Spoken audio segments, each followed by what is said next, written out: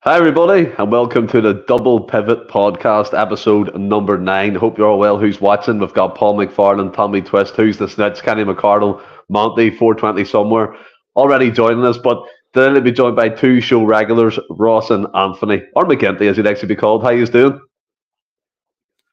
Not too bad at all. I think this is my first double pivot, actually, Stephen. I don't think I've done a Wednesday yet. Oh, we're going to get stuck into some things here tonight, big man. And what about yourself, Ross? How are you?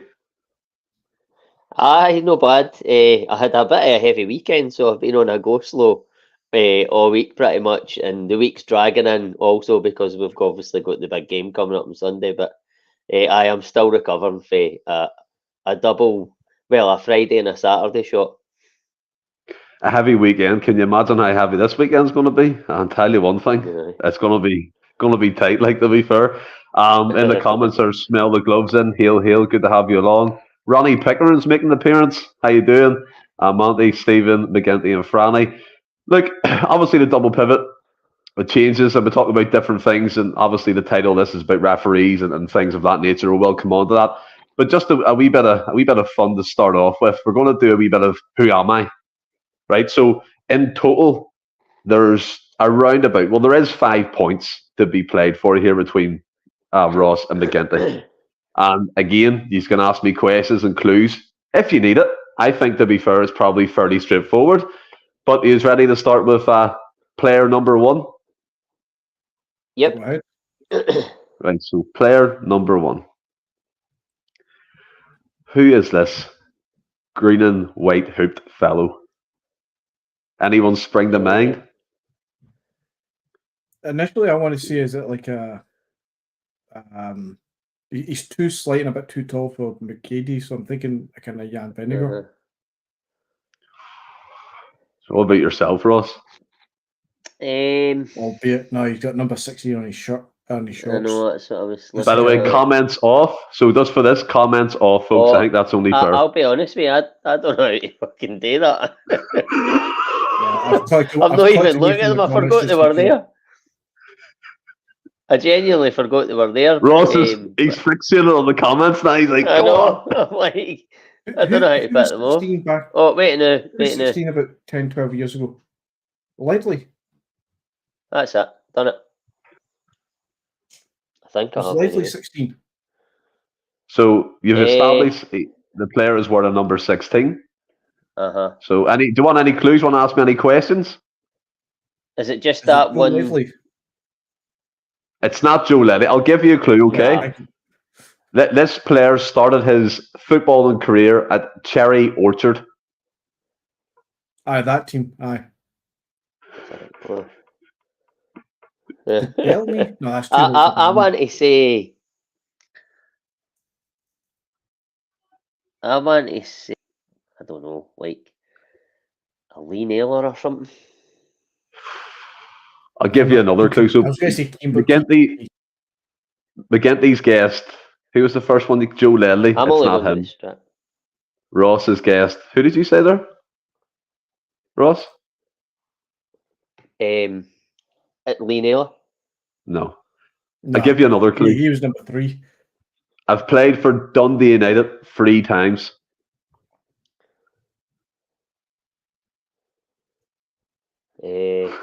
But it's no. Who the fuck did we sign from Dundee United who would have played for them 3 times? That is me, Mark Wilson.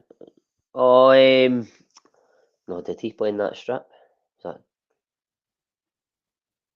it Willow Flood? Oh, you sticking with that? It's got to be because it's the Nike shirt's too early for the that's too early for the trio. Great shout there. So that's 1-0 to Ross for that one. I'm being careful. I'm not going to click on any of the other photos to bring them up too early. Just bear with you a wee second. So player number 2. Now this should be interesting. This should be really interesting. I think this photo should bring back some memories for you both. Lugo. Oh, you're sticking with it? Yeah. I was going to say... I'm sure he's right. I'm sure that's on his DVD cover. I think he's right. I was going to say Paul Lambert, but... One each. I'm sure that's on his Lugo Gift from God DVD cover. And just to be clear in the comments, I will come back to you and we'll look at the answers you've usually been given, but I'm on a different part of the screen, so I actually can't see the comments, and I don't want them cheating. I get accused of it all the time when I really don't, but it's fine. So it's one each. So player number 3.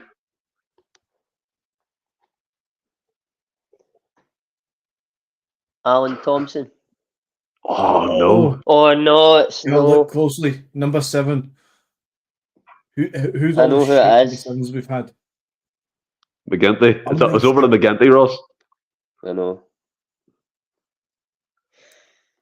It's 2. No, because Di Canio had 7, didn't he? And then Larson had it. So it has to be after Larson. But before we changed to Nike. So that'd be what, 2000? It has to be pre-2005? What are you thinking? Bloomberg? Oh no! Do you want a clue about him? Aye. Or Ross, are you happy to go straight in again? No, I'll take a clue. Right, so this player in question played for Atletico Madrid. Played for Atletico Madrid. Antoine Griezmann. I can definitely categorically say it's not Antoine Griezmann. Atletico Madrid.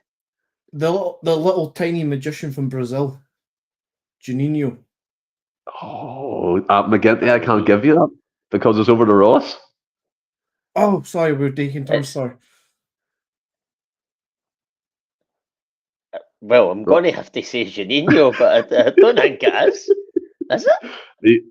It is, in fact, the little magician from Brazil, Juninho. Sorry, I didn't well called there, buddy. I thought we were just doing shit. You can't give me that. You can't give me that, man. Right, I'll get right. 2-1 to McGinty. I was only trying to be fair, but sure. Right, Aye, the last one. There's 2 players, right? It's worth 2 points.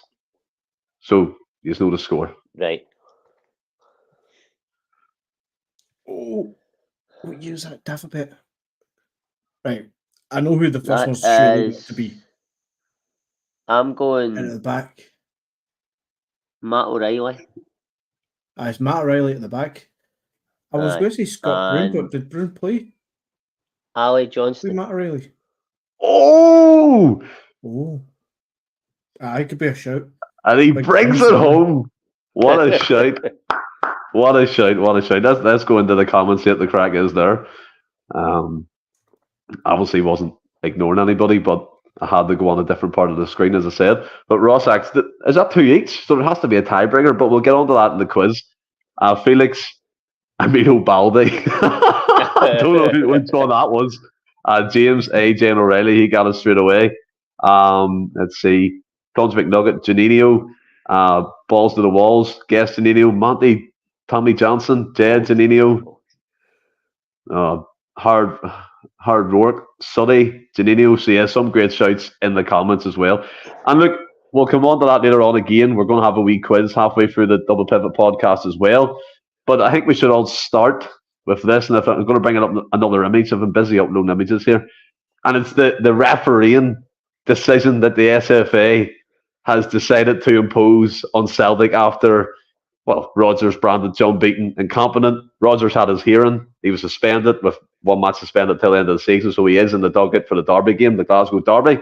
But in their infinite wisdom, this is the lineup they decided to go with. Now, they've went with John Beaton, Daniel McFarlane, Dougie Potter, Willie Collum, Nick Welsh, and Frank Connor. So they've brought out all the big guns, McGinty. And to me, it's a real slap in the face, isn't it? Well, how many assists? How many referees do we have there? 6, is it in total? Pretty much, yeah. You couldn't throw enough darts and no end up with a majority of them loving bastards. To be fair, it's going to end up being some of them, but they truly went away and picked the most obvious ones that they could to really kind of get it in it. If you think back to Willie Collum and Stephen Gerrard's, what is his first game at Ibrox, and Gerrard has a go at Willie Collum, and you don't see Collum for about 7 months refereeing a Rangers game. And that was almost, it's happened more recently as well with Colm, I think, as well. But they'll go out the way to not put that referee back into a Rangers game. But as soon as Celtic call it out, it's almost like, where's the first chance we can shove this back in your face? And lo and behold, there's a man there, John Beaton, doing this game, along with you. Well, the only way it could get worse is if Andrew Dallas was on VAR. Andrew Dallas will be somewhere floating around. But even in the comments as well, Ross, Plunge McNugget first in there. Why is anybody surprised? Smell the glove, said it was expected. Who's the slits? Fought like me. Half the Lodge is in there. Thomas Burns is a big FU to Celtic from the SFA. Felix 5. Crawford Allen puts the boot in before he leaves. And to be fair, to an extent, that is true. We all know Crawford Allen is leaving his position as the head of referee in Scotland at the end of the season. Was he sacked? We'll never know, but he is walking. And obviously after the whole incompetence, but that Rodgers rightly called out John Beaton because he wasn't competent in that particular game. The first chance the SFA get, they're throwing him in with Willie Collin, with Nick Walsh, and it's absolutely incredible, to be fair. And no other league would you get this. And McGinty makes a great point. In terms of Willie Collin, he wasn't seen at Ibrox for months, and he wasn't near any of their games after what happened previously. Then they called him out. He went through a horrible time in terms of threats and stuff like that. And look, we never advocate for any of that kind of nonsense towards anybody. But John Beaton, 2 weeks later after this kind of Rodgers fallout, he's in charge of probably the biggest game of the season so far. Aye, well, I think the biggest thing you can say about it is nobody of a Celtic persuasion is surprised that it happened. And not only that, the two, well, obviously Beaton was the guy on VAR at Tynecastle, and then the referee was, his name escapes me, but he was the referee for the Livingston game there. And then the following game, we've now got John Beaton. The two officials in question, what Rodgers was up, obviously, last week. And it's basically like the SFA basically going to Celtic, you challenge us, do you think? Say aye, watch this. And it is two fingers up to Celtic, two fingers up to every Celtic fan.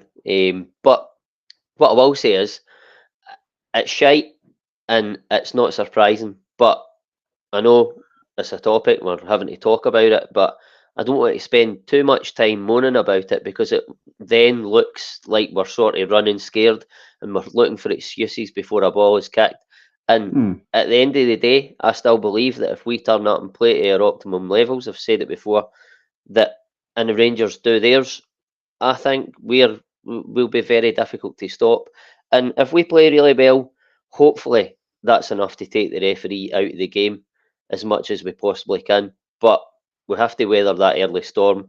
And if we give John Beaton any opportunity whatsoever, he will take it. Even if it's like a booting, an early booting, just to put one of our sort of defensive players or that on tenterhooks for the rest of the game, he'll take it. We have to be very careful, but we have to try and take the referee out of the game and just play well.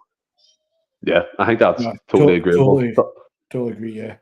I think if you have to take the referee somewhat out of the game, as you say. We play against 12 men at the best of times when it comes to them, but Celtic have won, was it 12 at the last 13 league titles? We've won, 5 trebles within the last 7 years, sort of thing.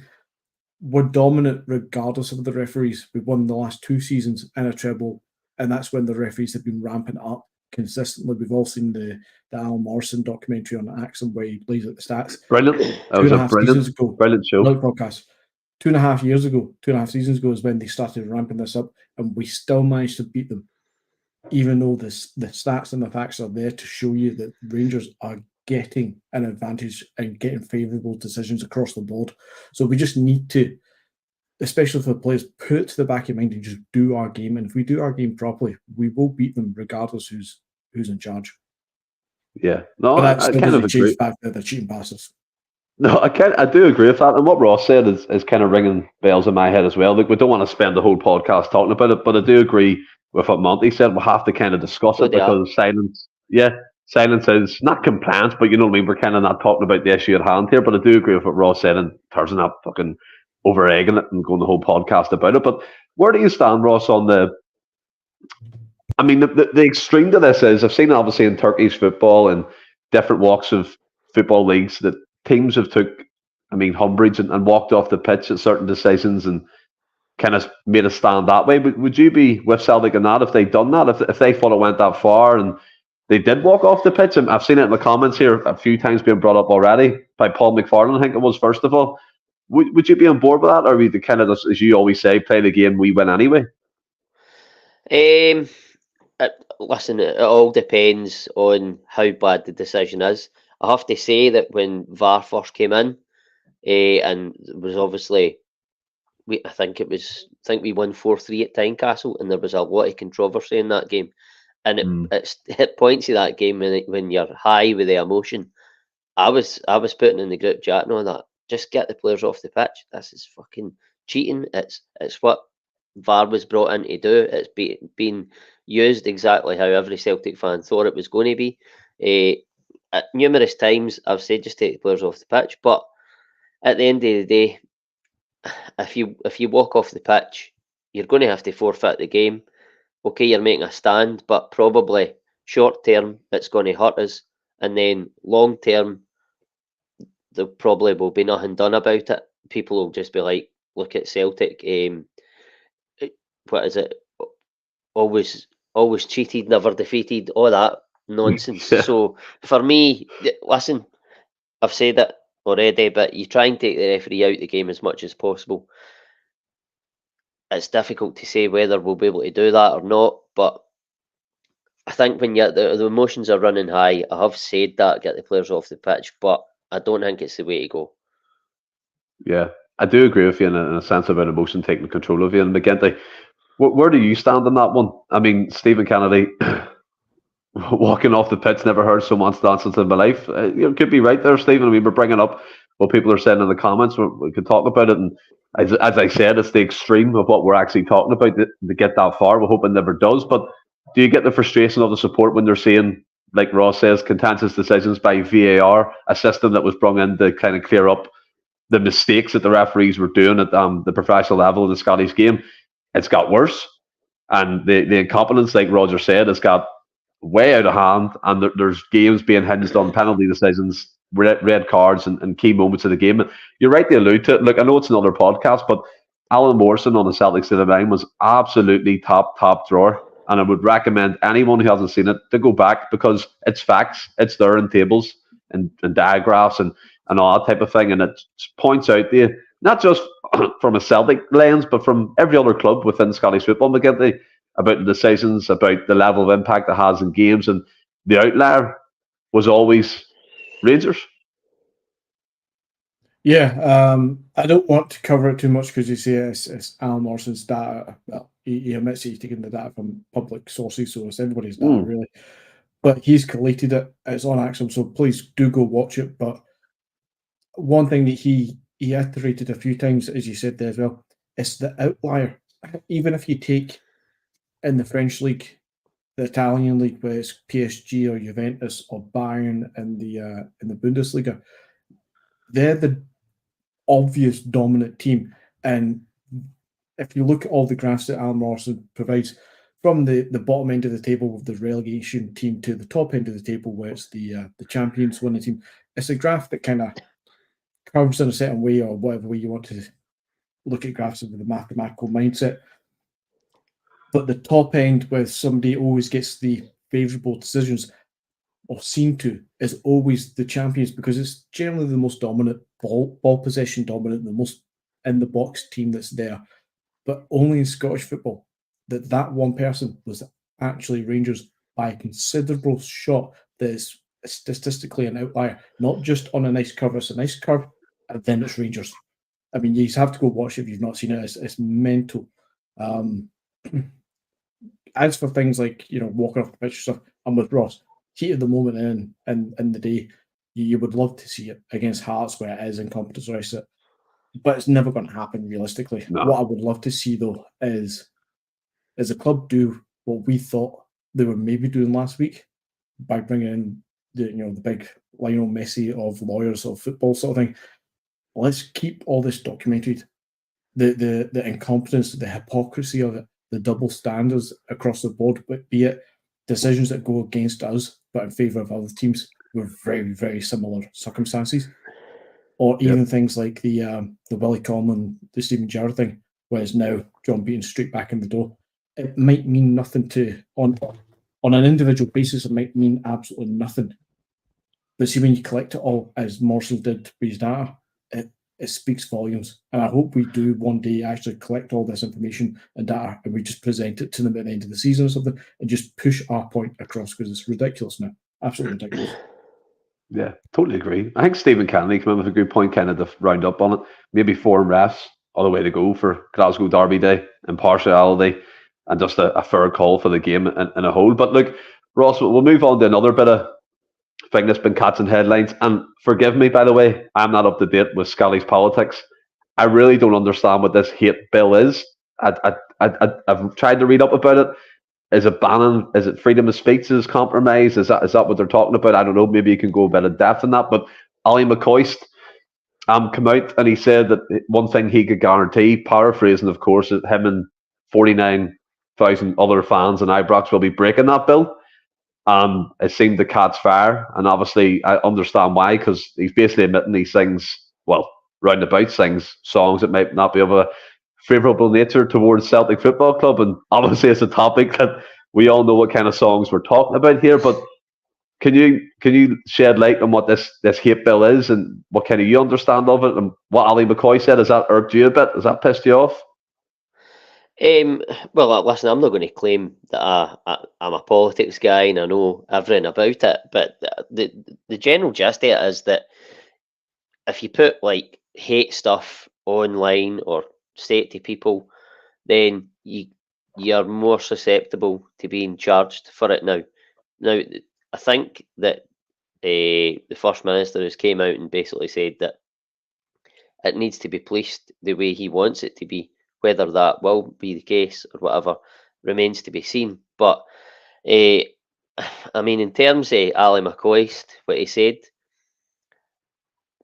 for me, he said it like tongue-in-cheek. He said, listen, on Sunday, it's going to be all Rangers fans. But if that wasn't the case and it was going to be the old allocation and there was going to be 7,000 Celtic fans there, he would have said the same thing for me, tongue-in-cheek, but he would have included Celtic fans in it, because everybody knows that whether it's just Rangers fans or whether it's Celtic and Rangers fans, there'll be sectarian bile coming out the stands. That's what he was alluding to. For me, if you're going to hang on to that and want Ali McCoist hauled over the coals for a throwaway kind of joke, whatever, then you either don't like Ali McCoist or you're just a snowflake dish towel that just likes to see folk. It's just society. It's like somebody makes so a you comment. See nothing wrong with it in a whole line? No, I don't, because listen, I think the people who are moaning about it, had Neil Lennon said it, they same people would be going, "Oh, that's a belter for Lennon," kind of thing. But because it was Ali McCoist and some people don't like him, I'm not saying, listen, I'm Ali McCoist's biggest fan. I was tongue in cheek, but I think he's a decent pundit. And for me, listen, he said it, throw away. And if you're going to hold on to it, it's because you don't like Ali McCoist and you want to see him get punished for it. But that's just the way society is for me now. If somebody disagrees with something, then they want somebody to lose their job or get something happen to them in their life. It's just a piece of fucking nonsense, and people are just need to get out of themselves, man. Well, you can see in the comments, McGinty, as well, that people, again, like Ross said there, it is divided opinion, like it always does, and that's fair enough. Monty said, I definitely don't like McCoist. Anthony Dunn's come in, the legislation is an absolute disgrace. Stephen Kennedy, snowflake dish towel, that's a new one, laughing faces. Felix 5, too many dish towels not about these days. Monty again, was it fuck tongue in cheek? Like, what's your take on it, McGinty? And look, I've heard the argument about the Lennon, if he said it, and I do believe firmly that he would be dragged over hot coals if he said it. The history tells you that. And I think I do agree with Ross in the sense it's probably the people out to get Lenny that would want that to happen. And that clip resurfaced online when he was Hibs manager. I don't know if you've seen it, McGinty, about him describing the sectarianism he faced as racism and all that type of stuff, which he is correct in saying that. But the McCoy's thing has caught flames. And look, for me, he's a man in a position in BT Sport or wherever he does commentary now, TNT, very high up in his job at TalkSport. Was it maybe a bad slip of the tongue for him? Maybe so. Was he telling the truth? Probably was. I don't know. Now he said he's not going to the game, but then when he's in his house, you don't know what the man's singing and what he's doing. Like, it doesn't really bother me in the slightest. But do you understand why the heats came from this, McGinty? I can understand why the heats came for it, and kind of need to be careful how I'm going to go down two kind of wee avenues here. One is that if you listen back to Monday night's podcast, I think McCoy's as a pundit, if we take out the fact that he's a dirty, rabid bastard and that he's got previous for some comments that he's made, as a pundit in football overall, he actually is decent. And I know a lot of Celtic fans will not agree with that and will hate me for saying it. But he's not the worst. He's got a character about him, whether or not you're buying to the cheeky chappy thing or not, and whether or not we see the underlying tones of what he's trying to do. As a football pundit, he's got a character, and I actually think he's decent in a way.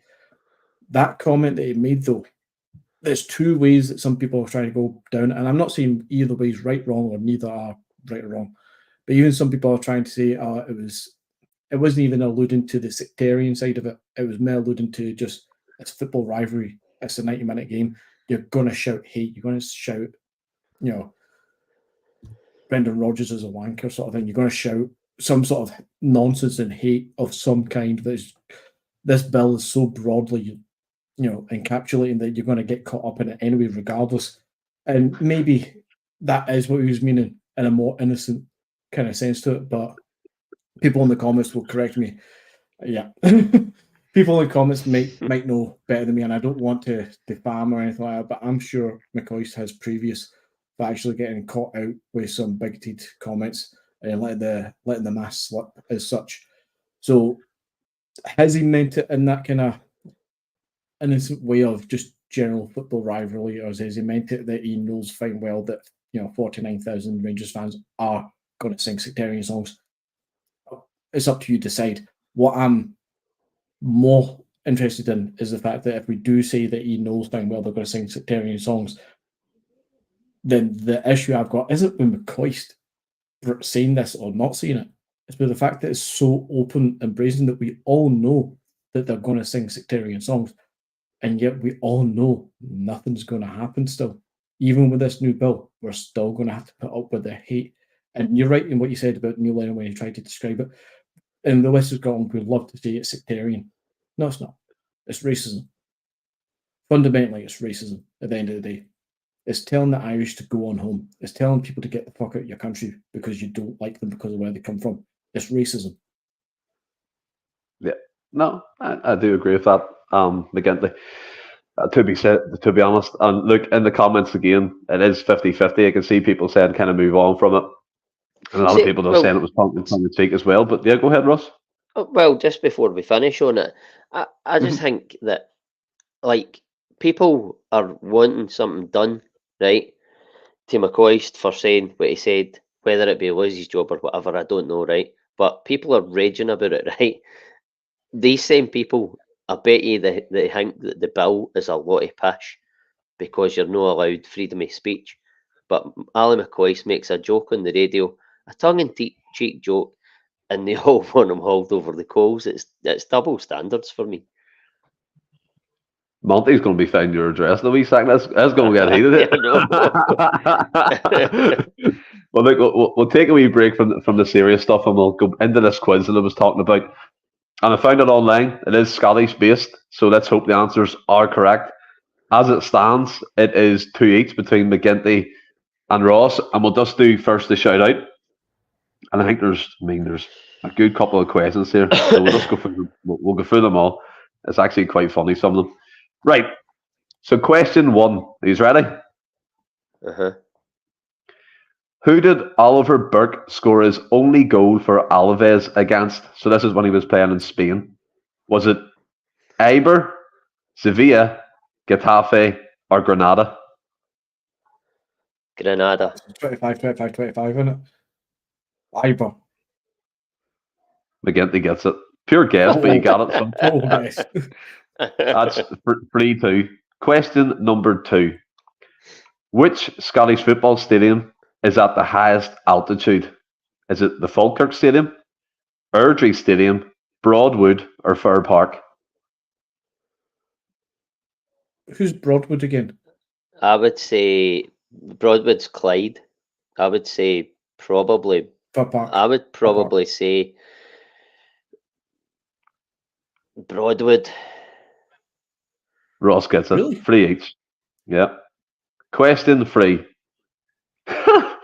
Which player scored the opening goal of the 2020 Scottish Women's Premier League season?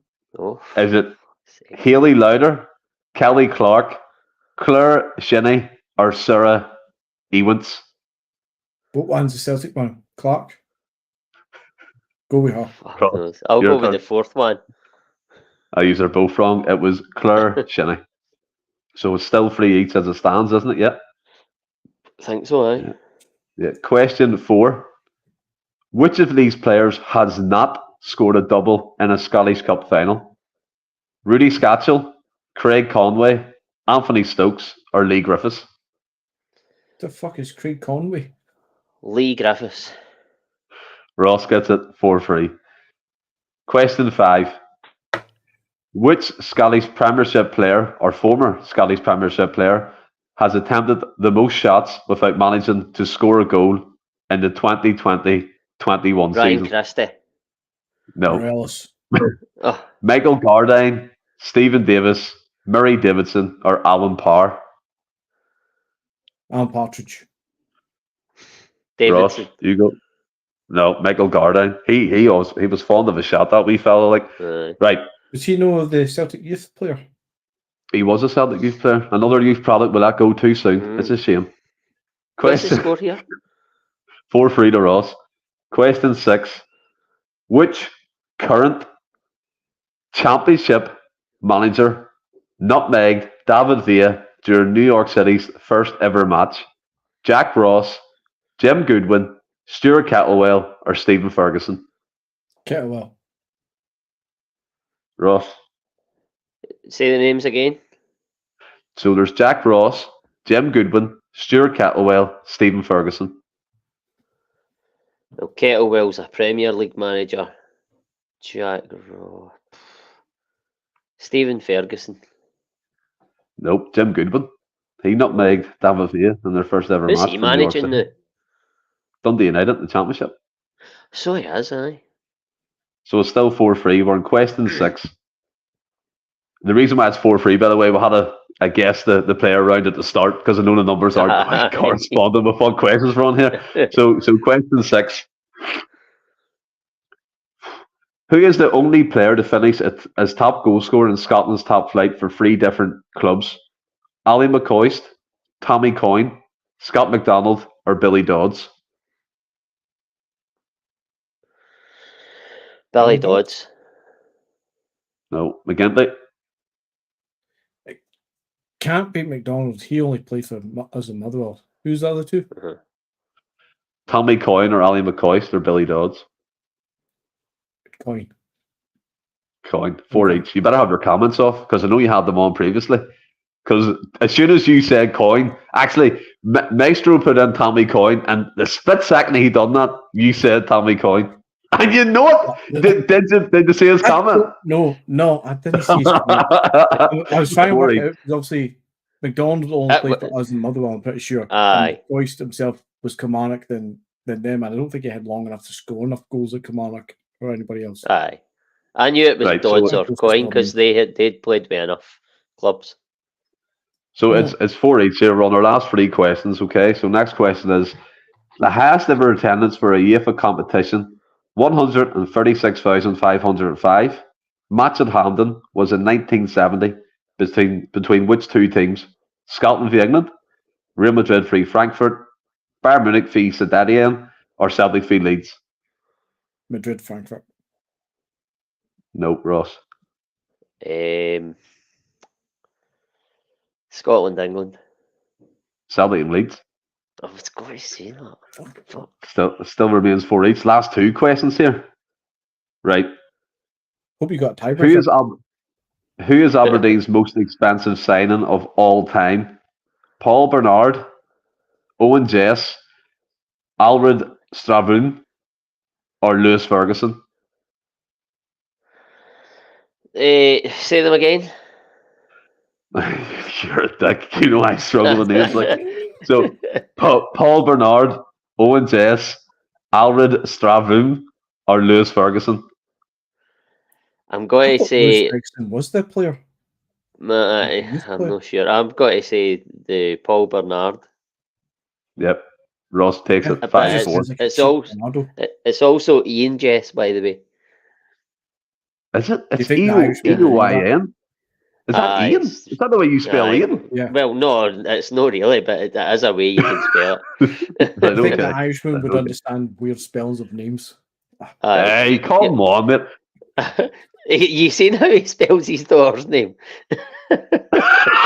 No, we're not spelling my daughter's name on a podcast, no, we're not. No, I know, no. That's why I didn't actually say it. I know what you're going to say, though. Stephen Kennedy, that Anthony has got Alexa whispering in his earpiece. But he definitely does. He has something. But last question, it is... What the fuck?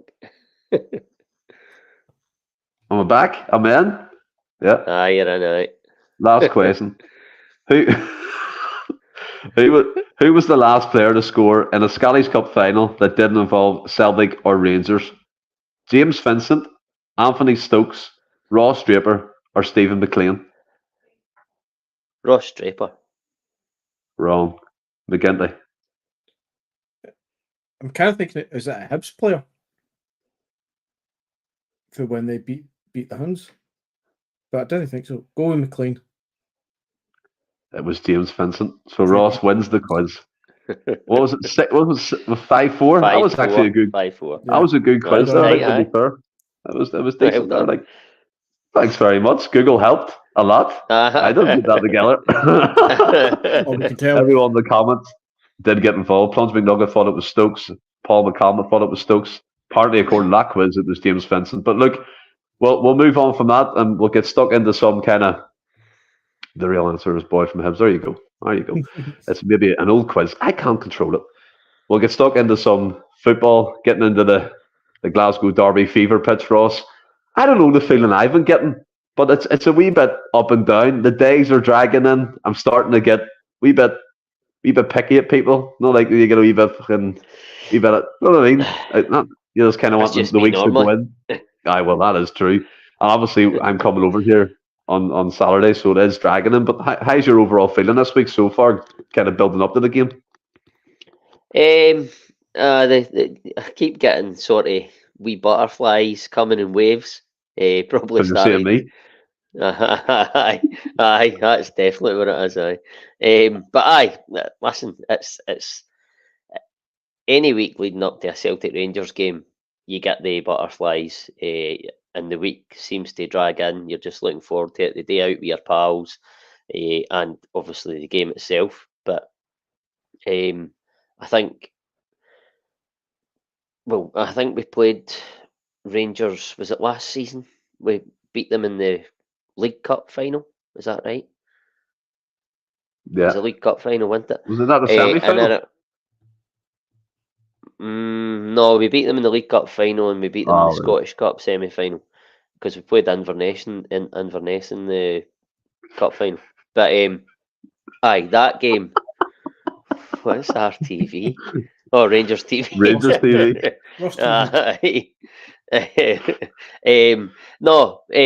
So we played them in the League Cup final last season, and I remember the build up to that game because it's like a one-off game. It's for a cup, so it was like it just felt that wee bit bigger, and it's similar this time around where it's not quite a cup final. I think it's a must not lose for Celtic. But obviously you want to win the game. But it just feels that bit bigger, and I'm apprehensive, I'm nervous, I'm buzzing, all rolled into one, and it'll all culminate me spewing into the toilet pan on Sunday morning. Monty, coming at you again, Ross. Can you position your camera slightly to the right so we can see your McCoy's poster?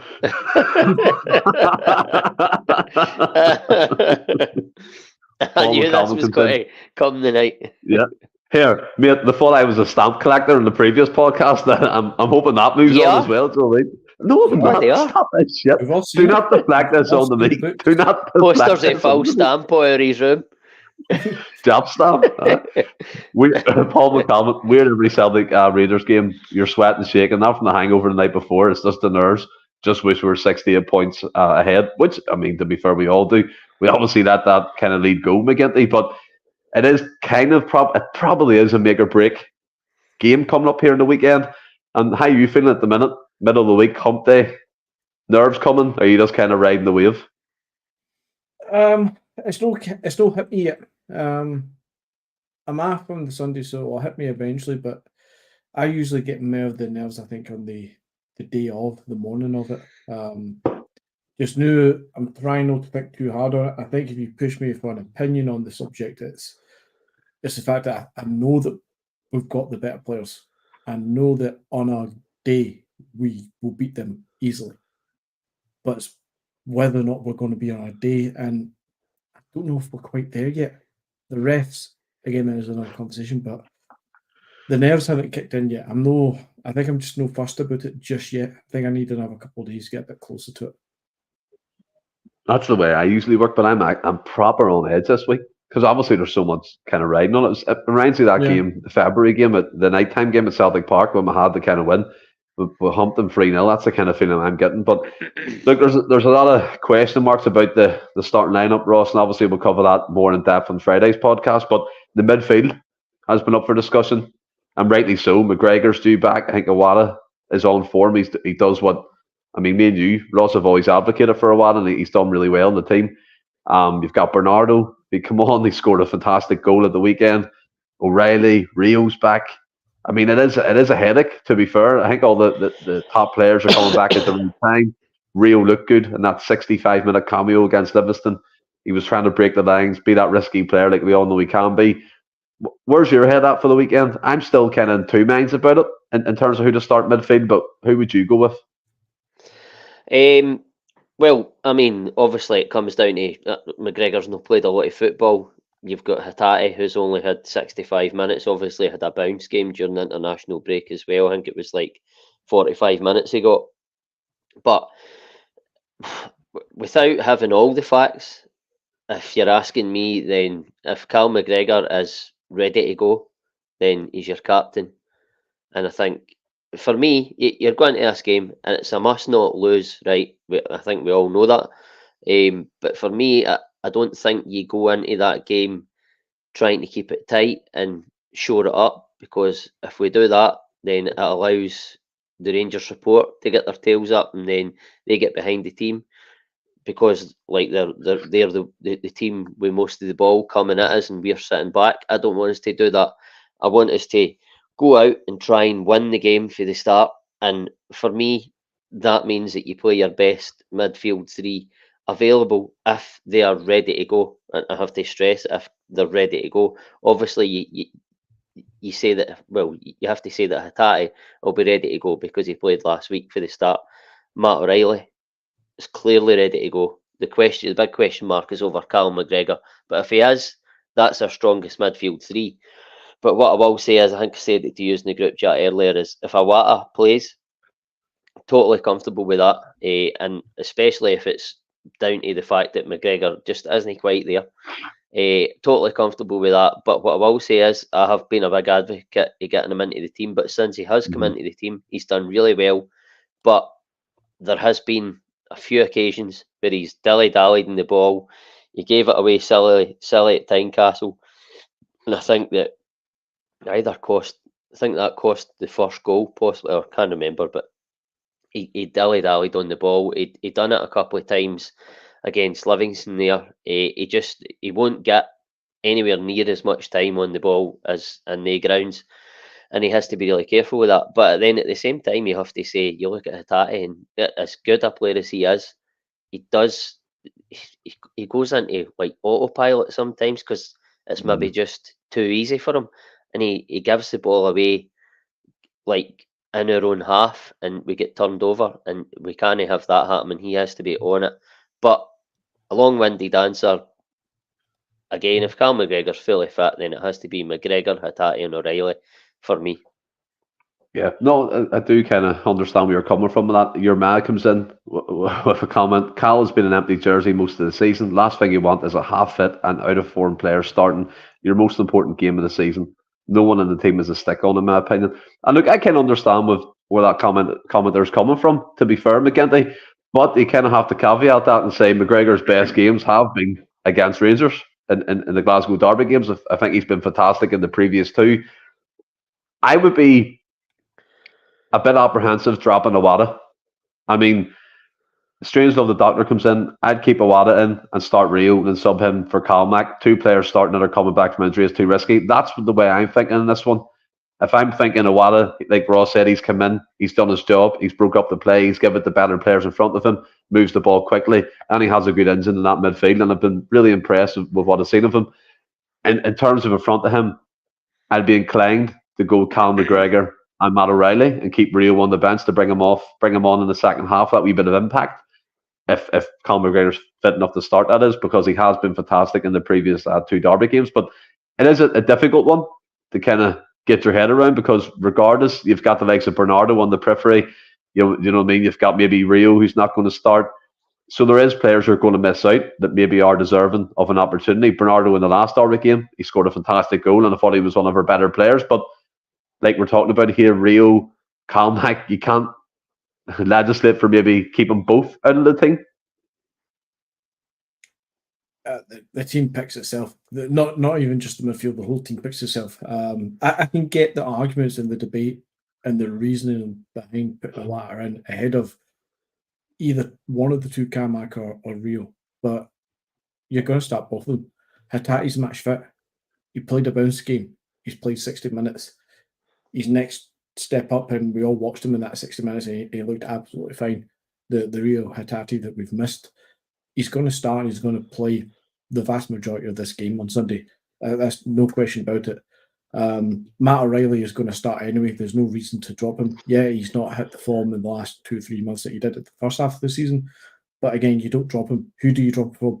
Bernardo? No, you don't. You just don't. It picks itself. And Calmac, as much as I see the point from your mouth that he has been off the boil this season, I wouldn't say he's an empty jersey, but he hasn't been the Calmac of last year. But he's not been terrible by any shout. But if your captain's fit, I think he's probably the most, what I was going to say cap, but obviously that's not the right term for it. But if he's made the most appearances in the whole squad, he's your captain. You don't not play him. If he's fit and ready to go, you play him. If he's not fit, fine. That's another conversation. If he's not fit, but if he's fit, he plays. Hatate is being built up to be match fit for this game. He plays. Matt O'Reilly, there's nobody to replace him. He plays. It's what it's going to be, and I can see reasons why you would try Iwata, but for me, Iwata's a guy who comes on in the second half, perhaps, if we're 2-0 up and you think, right, let's not leave ourselves open, let's just put a defensive-minded player in there, somebody who can just slow the game down a bit, and yeah, maybe we don't want him dilly-dallying on the ball too much, but somebody who can just control the game a little bit better. Maybe you take, Matt O'Reilly off or Hatate off for Iwata then. But for me, the midfield three, it's a sure thing. If it's anything but those three, I'd be surprised. Yeah, I do get it. But again, there is kind of on my side of things what I was saying about the fitness. Ross, if you're bringing back two players just come back from injury, I get Rio has been built up, but McGregor, again, has been kind of slowed down and hampered by a bit of injury, wee niggles here and there, and he missed out in training last week. So hopefully he does have an impact or start to play here in the match, and I do hope he starts, to be fair. Your man comes back in, if I can get the comment up. Apart from being captain, Cal doesn't defend as well as Iwata and doesn't create or score as much as Matt O'Reilly or Rio, and coming back from injury doesn't make sense to me. Can you get where your man's, it feels like I'm saying your man's coming from, Ross, in terms of the comments about Calmac. I absolutely can.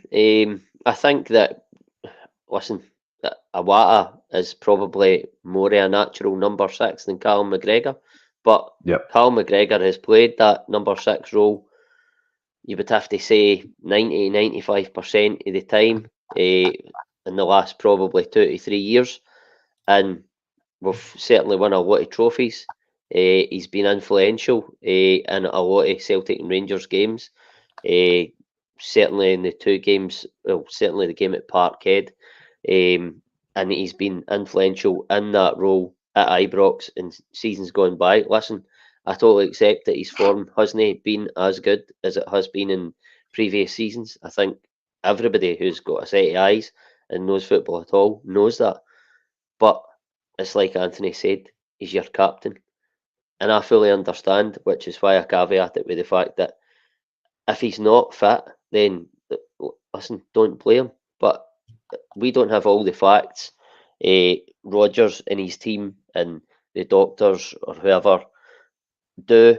Cal McGregor knows his body, and if he's ready and Rodgers agrees and his staff agree and the doctors agree, or the medical team, whatever you want to call it, then Cal McGregor starts all day, every day, 100 times out of 100 for Celtic if he's ready to go. And that is not a slight on Awata. I really rate Awata. You know that yourself, Stephen. Mm-hmm. Yep. But if Callum McGregor is fit, then Awata has to miss out. No, Put it this way. I agree with that. Yeah. We were saying earlier that the same fans who are wanting McCoy's head would be the same fans if it was flipped the other way around, would be defending Lennon and all the rest of it. And I'm not going to say, Ross, I'm not going to say you're one of these people who are going to say this, but other people in our support it's common. saying, don't play Calmac, he's an empty jersey. And again, I'm not picking out your ma specifically, but a generic, see if we go into this game and we don't play Calmac and we lose. The same people, generally speaking, who say don't play him just now will be the ones who turn around and say, but Calmac is your captain. He plays 60-odd games a season. He's always fit. He would have been fit for that game. You should have played him. He would be fine. And the idea of, I understand what both of you are saying, and you're more saying right now, before the game, that if he's not 100% fit, and I agree, if he's not 100% fit, we probably shouldn't play him. Mm-hmm. But at the same time, if we lose this game and we don't play Calmac, people will be turning around saying we should have played him because he's your captain, most influential player, all the rest of it, and that he's a more experienced player than Awata, and the opinion would shift, rightly or wrongly. I agree if he's not 100%. It's just football fans. Yeah, exactly, Ross. But I do agree, if he's not 100%, we shouldn't play him, not because he can't do it, but because he's not 100% fit.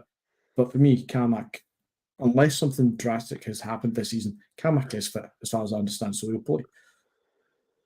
Yeah, no, I get that 100%. And Maestro 95, because then if I had to McGregor start, how long do you last? 60 minutes. But then again, like McGinty and Ross are saying, you could bring Awata and Bernardo on to kind of show that play up and kind of keep it solid in there for midfield and foundation. I was actually just laughing at myself because not at myself, at Monty again.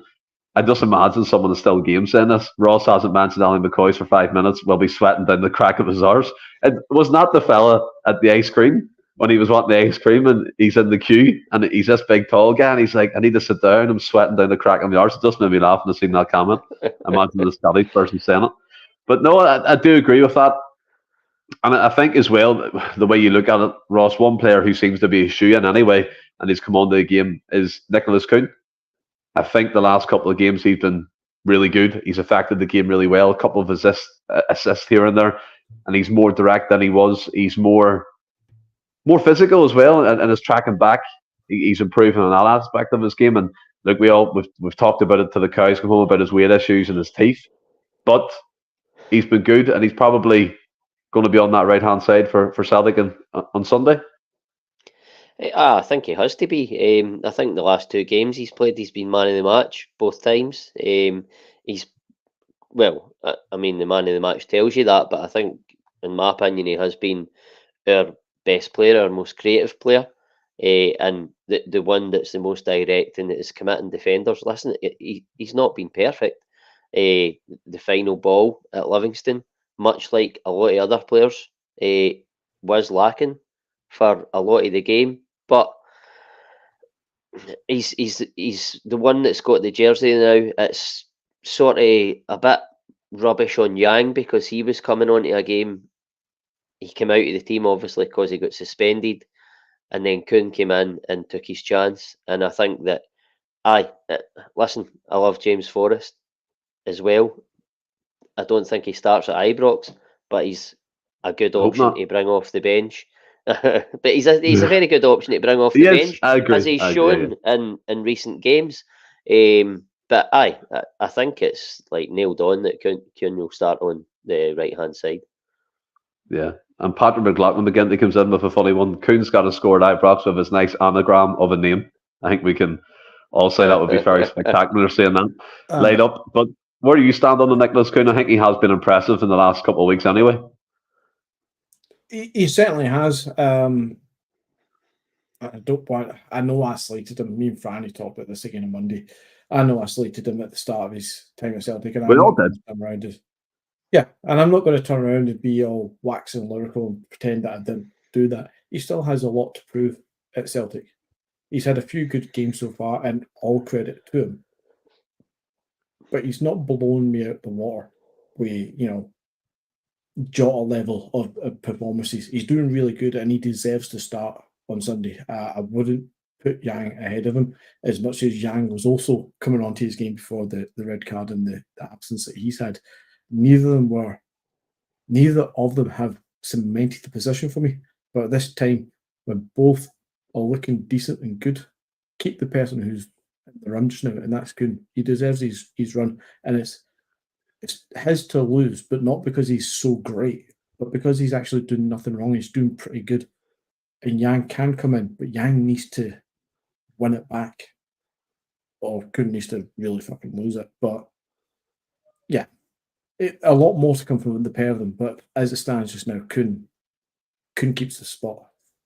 Yeah, no, I totally agree, and I do feel sorry for Yang. I think that suspension came at the wrong time for him because he was again coming on to the game. But look, we'll obviously see more of him. But again, Gav introduced this to the podcast, obviously from the Jungle Gym side of things on this day. Again, just a random bit of factual knowledge that I had no clue about. But apparently on this day, German Football Club TSV 1860 Munich is founded. And then another football fact. First ever inter-club football match between Hallam FC and Sheffield FC at Sandygate Road Ground in Sheffield, England. So there you go. There's two footballing things for on this day. One thing I wanted to ask you both, look, it might be a bit of a side or a curveball here. To be fair, it is, because I haven't even said topics or anything. But when I was doing that kind of guess the player, the theme was, I don't know if you've noticed, I think they all made their debut in Derby games, I think, from what I can gather on the interweb anyway. But has there been any you can think of? I mean, people are mentioning different names here, Ian Andrews and people of that nature. Ross, is there anyone you can remember in a Celtic shirt having an absolute shocker in a Derby game, whether it's a debut, whether it's an experienced player? Does anything jump to mind? Diego Laxalt. I can't remember what game it was. No, but I can't remember what game it was, but I just remember he was absolutely horrific against Rangers in one of his games. It just sticks out to me, but I can't remember what the score was in the game. I just remember being absolutely incensed by how bad he was. I think this is a good one by James Ranovich at left back. Remember he came on? Oh, woeful that day. But again, he was out the door. I remember, was it John Joe Kenny? I don't know if it was his debut, but that back pass he done against them, I'm pretty sure it was against them, was one of the most horrible bits of football I've ever seen. And he's the most boring football player I've ever seen in terms of in a Celtic shirt. Monty, Chris Morris, I don't have any recollection of that, obviously. But McGinty, what about yourself? Any particular players that jumped to mind that had a shocker against them? A lot of players have had shockers. I don't know about debuts, then had shockers. Well, I want to think, and this is going off on a tangent, completely the opposite of what your question is. Was Alistair Johnson when he signed? Was his first game against Rangers, or was it a second or third game? It was. He made his debut. He's made his debut, and he had a belt of a game, if I remember correctly. And we all realised this guy gets the level of work rate that you need for that. I think he done really good. For shockers, though, yeah, you could pick a whole host of players. As for debuts, though, I try not to remember that too much. Well, that's very true. I think Janino had one of his best games in the Celtic shirt against them, didn't he? And then he just kind of fell the wayside, to be fair, but he was brilliant against them in one game I can remember anyway.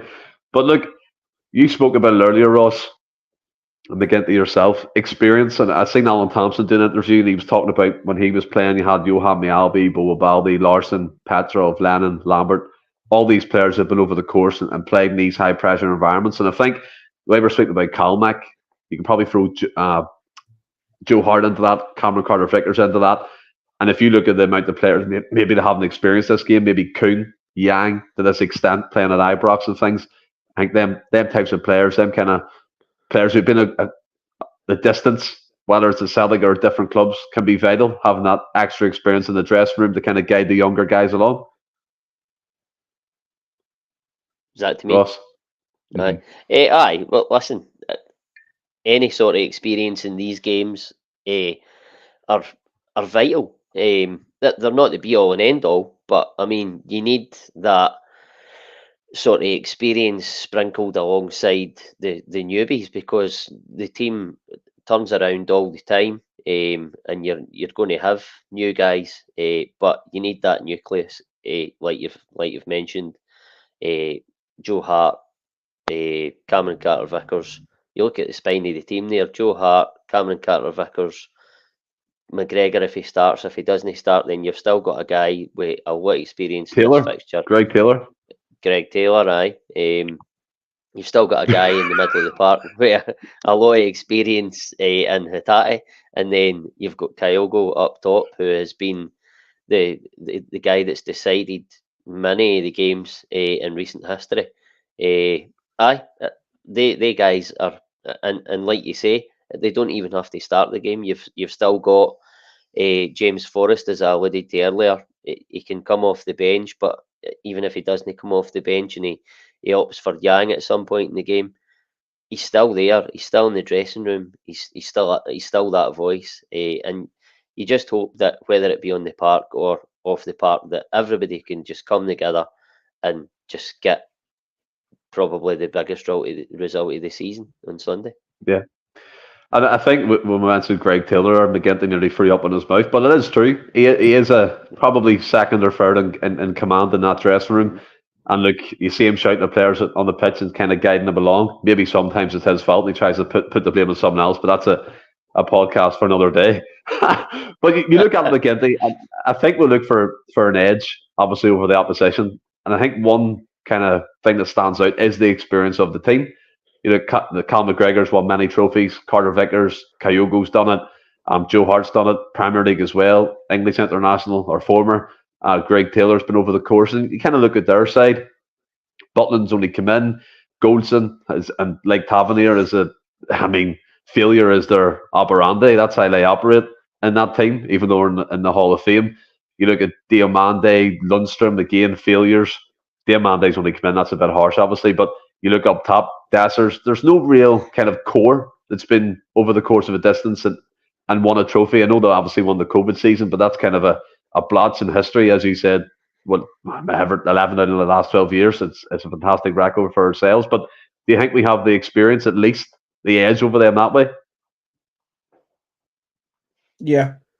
And go back to what I said earlier. If we show up and play our game on our day, we'll beat them regardless. You see, I'm laughing at the idea of Greg Taylor being one of the most experienced and dressing room influential players, and I laugh. It's true though, because it's true. Yeah, and it's baffling because he's the first one that we'd all love to see replaced as left back. We all want this guy. He's a player.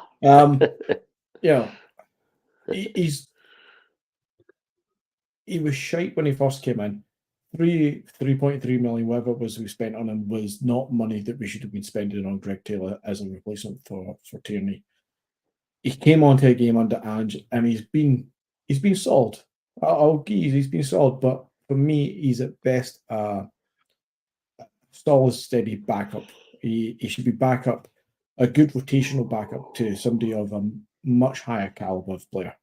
But the fact he's one of the most experienced and will be called upon for his kind of leadership and his qualities in other ways in these games is quite hilarious.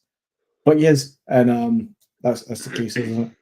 Unfortunately, that's the area that Rangers are going to try and kind of dominate down as our left side. They've got to try and focus on that because, unfortunately, Taylor is the weaker option.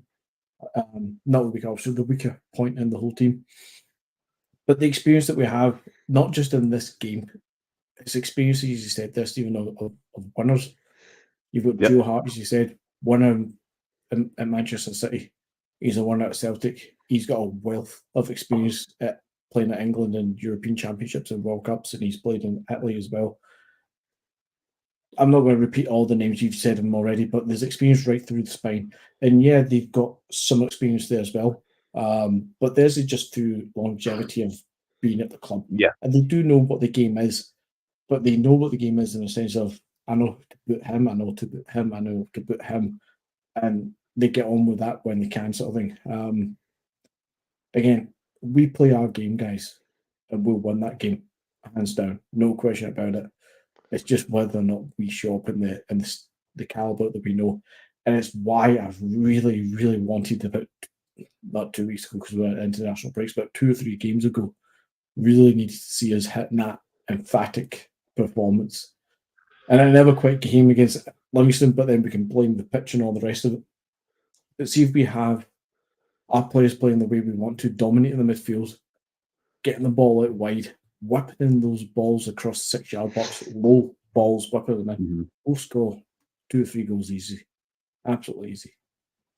Yeah, no, I totally agree with that. And as I said, we'll discuss the team and lineups and battles, obviously, on Friday's podcast. And your man comes in, guaranteed they play Silver Seam on the right. Big switches from Tavernier. Greg Taylor really struggles against anybody with a bit of height and strength. I think that's well known. But look, listen, we're not turning into Greg Taylor bashing session. I think we've done that quite a lot in this podcast over recent years, and Ross doesn't like that subject, so we'll stay away from it. But look, there's a lot of confidence in the comments about winning, and I think we all are confident when you talk about it like this and put it in black and white. We do have the better players, and let's hope, obviously, Sunday we prove that as well, emphatically. But look, we'll kind of park the chat about the game to one side, Ross, and we'll kind of touch upon a few subjects to round off. And there's a couple of rumours, obviously transfer rumours floating about. The centre half issue is cropping up again. People thinking Scales isn't good enough for European football. I tend to agree.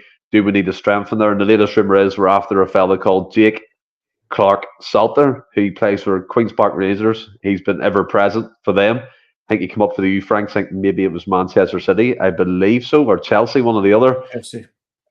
Chelsea, yeah. It looks like we can get him on a free transfer, I believe. His contract is coming to an end. Would the centre half position be a priority in the summer to strengthen? I think I've said on previous podcasts that if people felt that Greg Taylor and Joe Hart last summer needed addressed and replaced, I think probably even more important than that this summer, I think we need to address that centre half position. Obviously, we have to keep a hold of Cameron Carter-Vickers, but you look at it and you see Lager Bielka, and for all the world it looks like Brendan Rodgers doesn't fancy him. Then you've got Liam Scales. I think if everybody says that Greg Taylor is like good enough to be a backup, I think somebody said, I can't remember who it was, but somebody said that he's good enough, Greg Taylor, for the SPL. Europe's a different story. That I kind of disagree with that at all. If we can get somebody better than Greg Taylor to take us forward in Europe, then by all means go and do it. But back to the centre half position, I think Liam Scales at best, long term for Celtic, as a backup. I don't think, for me, we can go into next season and have Liam Scales first choice.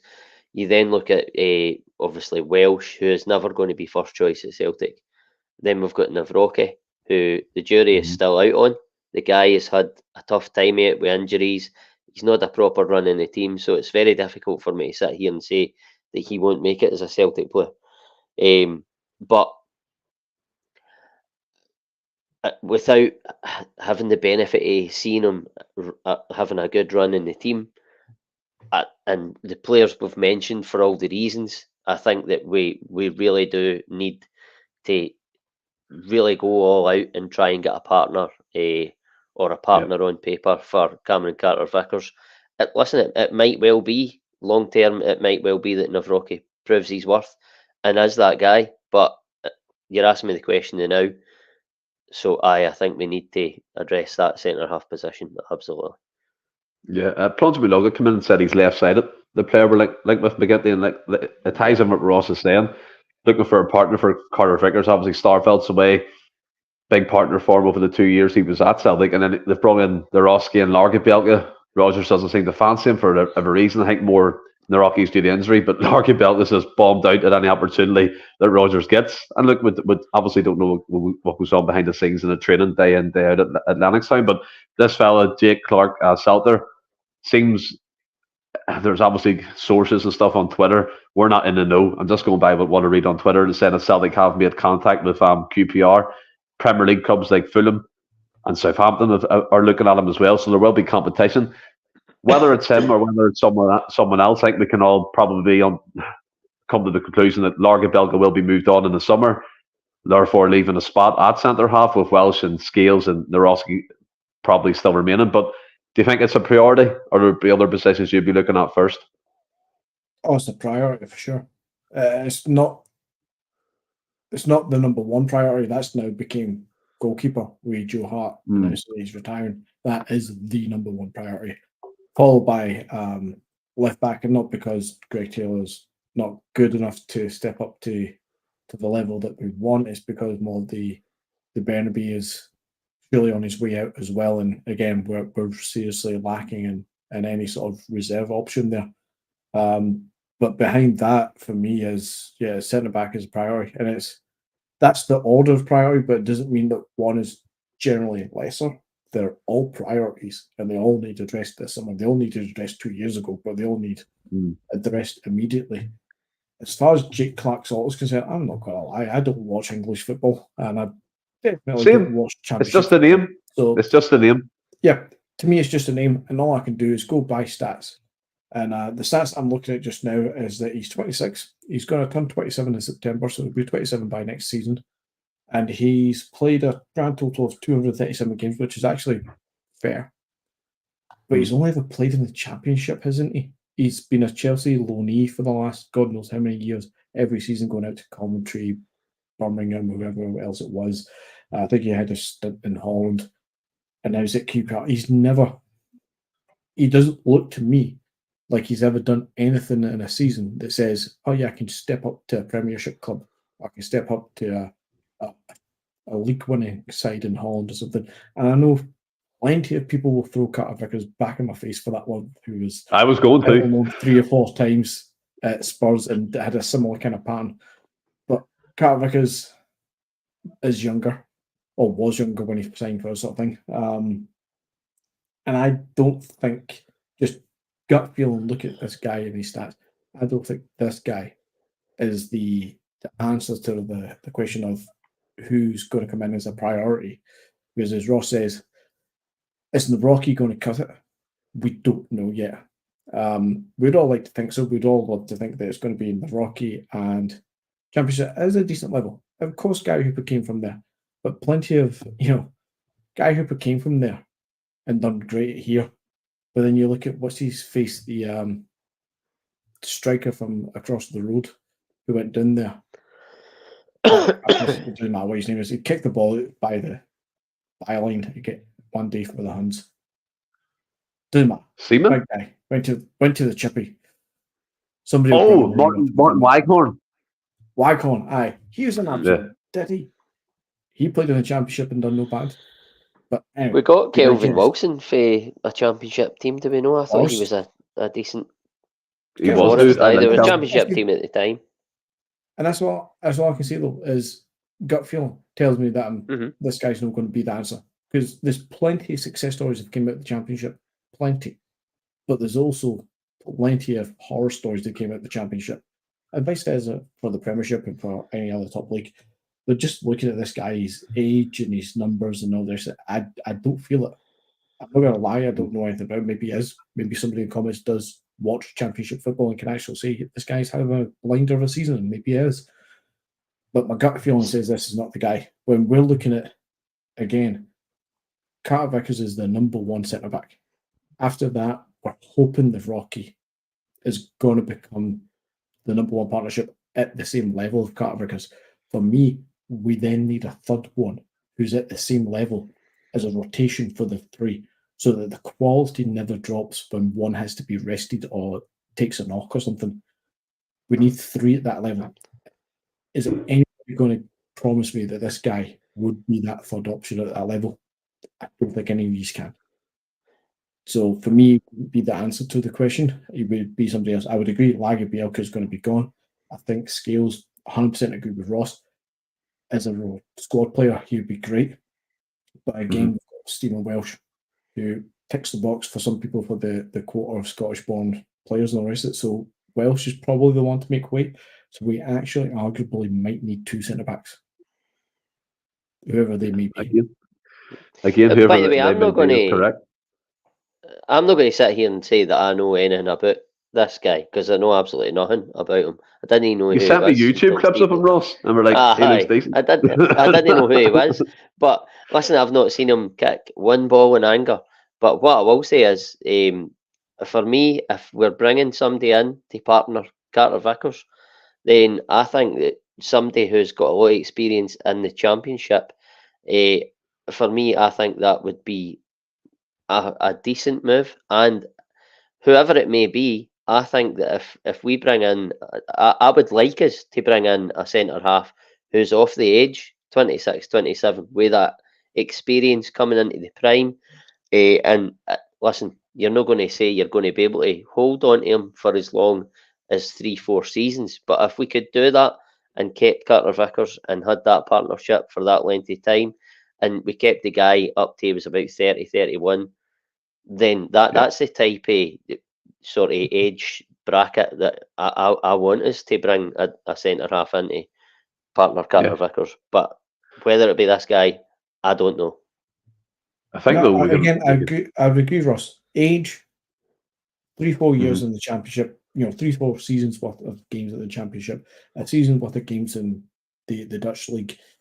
A good age where he's not a youth development player. He does tick plenty of boxes. I fully agree, and it's the kind of age bracket with a decent amount of experience that we should be going for. My gut is just telling me no.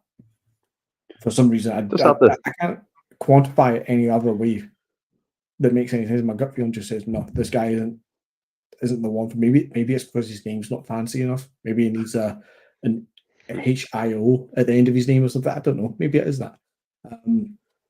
But it just doesn't feel it for me. I feel like we need to step away from can we get a free transfer out of the championship or a £2 million out of the championship and go out and say Carter Vickers costs us $6 million. We need to go, and money doesn't buy you, I know, but we need to just go out and make sure we're buying a ready-made player. Whoever it is. I don't know what the guy's market value is, but I think he's out of contract, which is why we'd be getting him for nothing. So if his market value is maybe, say, I don't know, 5 to 7 million, then you're essentially getting a £7 million player for nothing. I don't know how true transfer market is on it, but apparently he only signed in 2022 to QPR. He's there for 4 years to 26. So he's not out of contract. He's not out of contract. They could have that wrong. They're no exactly 100% accurate themselves at times.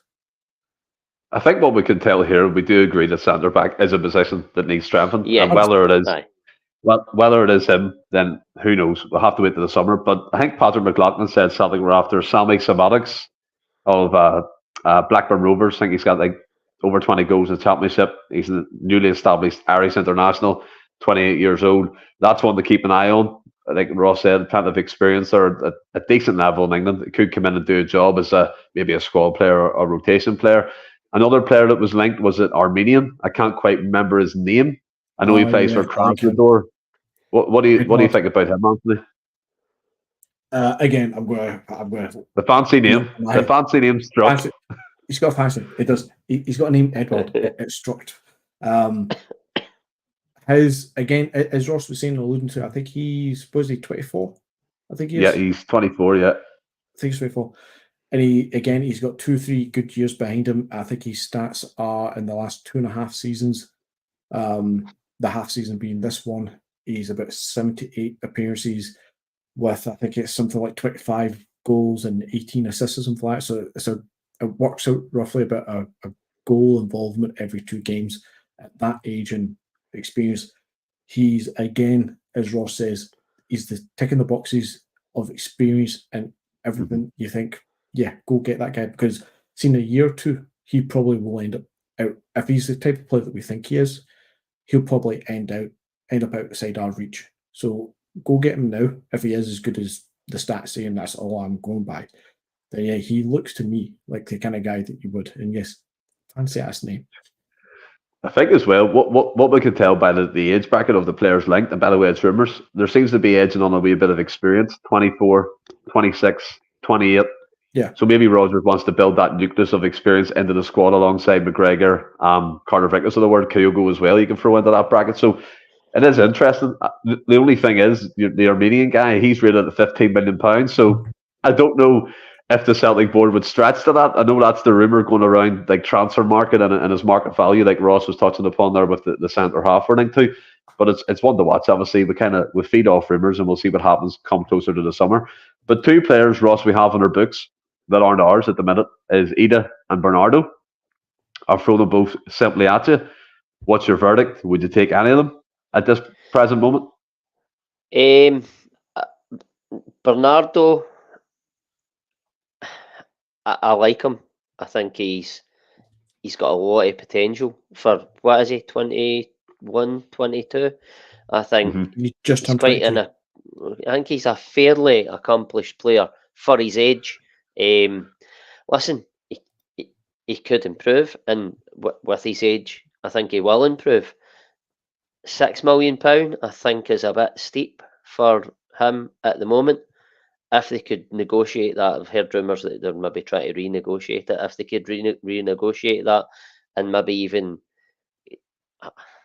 maybe 4 million, even. I know it's not much of a difference when you're talking about in terms of monetary wise, football in terms. Smell the glove agrees with you. Aye, well, there you go. I think I would be willing to pay that for him. I think he's a good player. I think he's a player that, I'm not saying he's as good as Matt O'Reilly by any stretch, but if Matt O'Reilly goes, then he is not ready-made, but he is a guy that can come in and bring to the team what Matt O'Reilly does. Whether he can do it over the course of a season remains to be seen, but he's done it in fits and starts for us, and I like the guy. I think he could be a player that will improve and could be a good player for us longer term. Obviously, this season he's been in and out the team, and he's probably played more football than Brendan Rodgers expected him to play. Just with the injury to Hatate and stuff like that. If we can get it renegotiated, I would be willing to pay the money for him, maybe 4 million. Ida, I think that's a completely different story. I think he's in the Championship now. Playing at Norwich. I think you're probably going to have to, if you're wanting to get him away from his contract at Norwich, I think you're probably going to have to pay a hefty sum of money. For me, I said when we brought Ida in, I didn't want us to go down the route of loans, but at the stage when we did bring him in, we needed a striker in the door. And I said at the time, if he came in and he got 6 to 10 goals, he'll have come in and done the job that we needed him to do. I probably, because of what I'm surmising that the fee might well be, I don't think you maybe be looking at maybe 8 million to get him away from Norwich. Listen, I might be totally wrong with that figure. It's just what I'm surmising. But if you're looking at that sort of money to get him away from Norwich, then no, for me, I don't think he's showed enough or he's shown enough. He's a presence, and he's got big goals for us this season. What we needed, and he's done his job as a lone player. But long term, I don't think he's what Celtic need, and certainly for the price that you'd be thinking you would have to pay, then it's no a deal that I would be rushing out to get done. Yeah, no, I totally agree with what you said there about Ida. It's funny about Bernardo as well, McGinty. He had that bit of form for 4 weeks. He was scoring, he was assisting. Then he went, boom, dropped off. But in that period, people sign him up, 6 million. It's a snip, it's this, it's that. And then it dived off. People were going, he's not worth the money. He came in the weekend, he scored a good goal against Livingston. And people in the comments, rightly so, are debating with each other in and around that, saying about he's a Portuguese under 21 captain. I think it was your man came in and said that he's only the captain because he's the oldest player, no other reason. I think it was Stephen Kennedy said about Bernardo maybe looking elsewhere, same with Ida. With Ida, I wouldn't have him about the club after this loan period. I don't think he's done enough. Yeah, he scored maybe 4 goals, I think it is. Fair enough. And they were big, 5, and they were big goals at the time. But other than that, we say empty jersey. I think he has been one. He is a presence, but he hasn't really offered enough for me. He's not good enough to be at Celtic. And I think Norwich, I don't think they're going to be signing Sidney Van Hooijdonk on a permanent basis. I don't think he's quite set the world afire in the Championship. And it looks like that deal is dead in the water. So they'll be wanting Ida back, which is rightly so. And they'll be looking at a hefty transfer fee. Bernardo, I do agree with Ross. £4 million max, I would put in for him. Maybe if Benfica don't budge on that. There was another comment in the comments, forgive me, I can't remember the name, said try and negotiate another loan deal. So where do you stand on both players at this present moment anyway? It was Stephen Kennedy that came up with that one as well, and I said that last week about Bernardo. I would happily take another loan if we can't negotiate it down, which is a bit cheeky of us, I think, considering we agreed in principle to what the optional fee would be. But if we've got some risk and doubt with the club that he's maybe not going to be a £6 million player for us, so maybe we try and negotiate down, then I think a loan deal for next season and keep the £6 million as the buying fee and have one more loan deal. I think that would probably be best for all parties, and I would see the value in that, because the big selling point for Celtic signing him, even at 4 million or 6 million, is that next season he really has to kick on and become a dominant midfielder for us. I've said it before on here as well. He's never had a bad game, but he's never dominated a game more often than outside of those kind of 3-4 weeks, as you said about earlier, Stephen. So he needs to really influence games and dominate games for us to warrant the 6 million, I think. And another loan deal might just let us see a bit more of that, because he should step it up next season. Whereas if we spend 6 million just now and he doesn't step it up next season, he could very easily go down the route of a kind of Mark Rosas kind of player. I want to see a Nicham player, but Nicham actually had scare player moments in him, where I don't think Bernardo has that. But those are players who technically were very nice, very good players, but they just never broke through that you could be great next season kind of player. They just always stayed that kind of, I look like I could break out, but I'm not gonna. And that's, I think, where Bernardo is. When it comes to Adam Ida, I think he's possibly similar kind of thing, but he's a bit older. He's 23 now. He's now at the age where for Celtic we need him to be a bit more ready. But I think it was 2 games ago or 3 games ago we saw that he wasn't quite ready. We can see the flaws in his game where he does need a bit more development. Yeah. And unfortunately for us, if you were to go sign Adam Ida from Norwich, they are going to ask for a hefty fee, because everything's in their court. If they don't sign Van Hooijdonk, they might want to keep Ida, or they might see him as an option of a good few quid. And without that signing option, if we show that kind of interest, they know we want, they'll hold out for 5, 6, 7, 8 million, and he simply put is not that value for us. He isn't. We can do better. I do agree. I think Ida is out of his depth, to be fair. And Ross, people in the comments are talking about Do you see a future for O? He's one of these players that's disappeared. I still see a lot of potential within his game. I think personally, and look, people may shoot me down for this, I think he's better than Ida. I hold my hands up and say that. I don't see what Ida has that O doesn't, in my opinion. But where do you see his future land at the moment anyway? Well, I think possibly the very fact that Brendan Rodgers brought Ida in tells me that he maybe doesn't fancy O, and he might be, his time might be coming to an end at Celtic. But for me, I totally agree with you, Stephen. I think for what I've seen for O over the piece, and obviously it's a longer period of time, but he's probably, although Ida's is a more condensed period, you could say over the course that they've been in and out the team similarly, albeit it's more condensed than O's, if that makes sense. But for me, over the piece with O and over the piece with Ida, albeit Ida's got big goals, I think when O plays, he's busier and he affects in game more, and he can come up with a goal. I still think there's a player there, but he's just not had the opportunity to get a run in the team. But he's technically a better player than Ida. I don't think that's even up for discussion.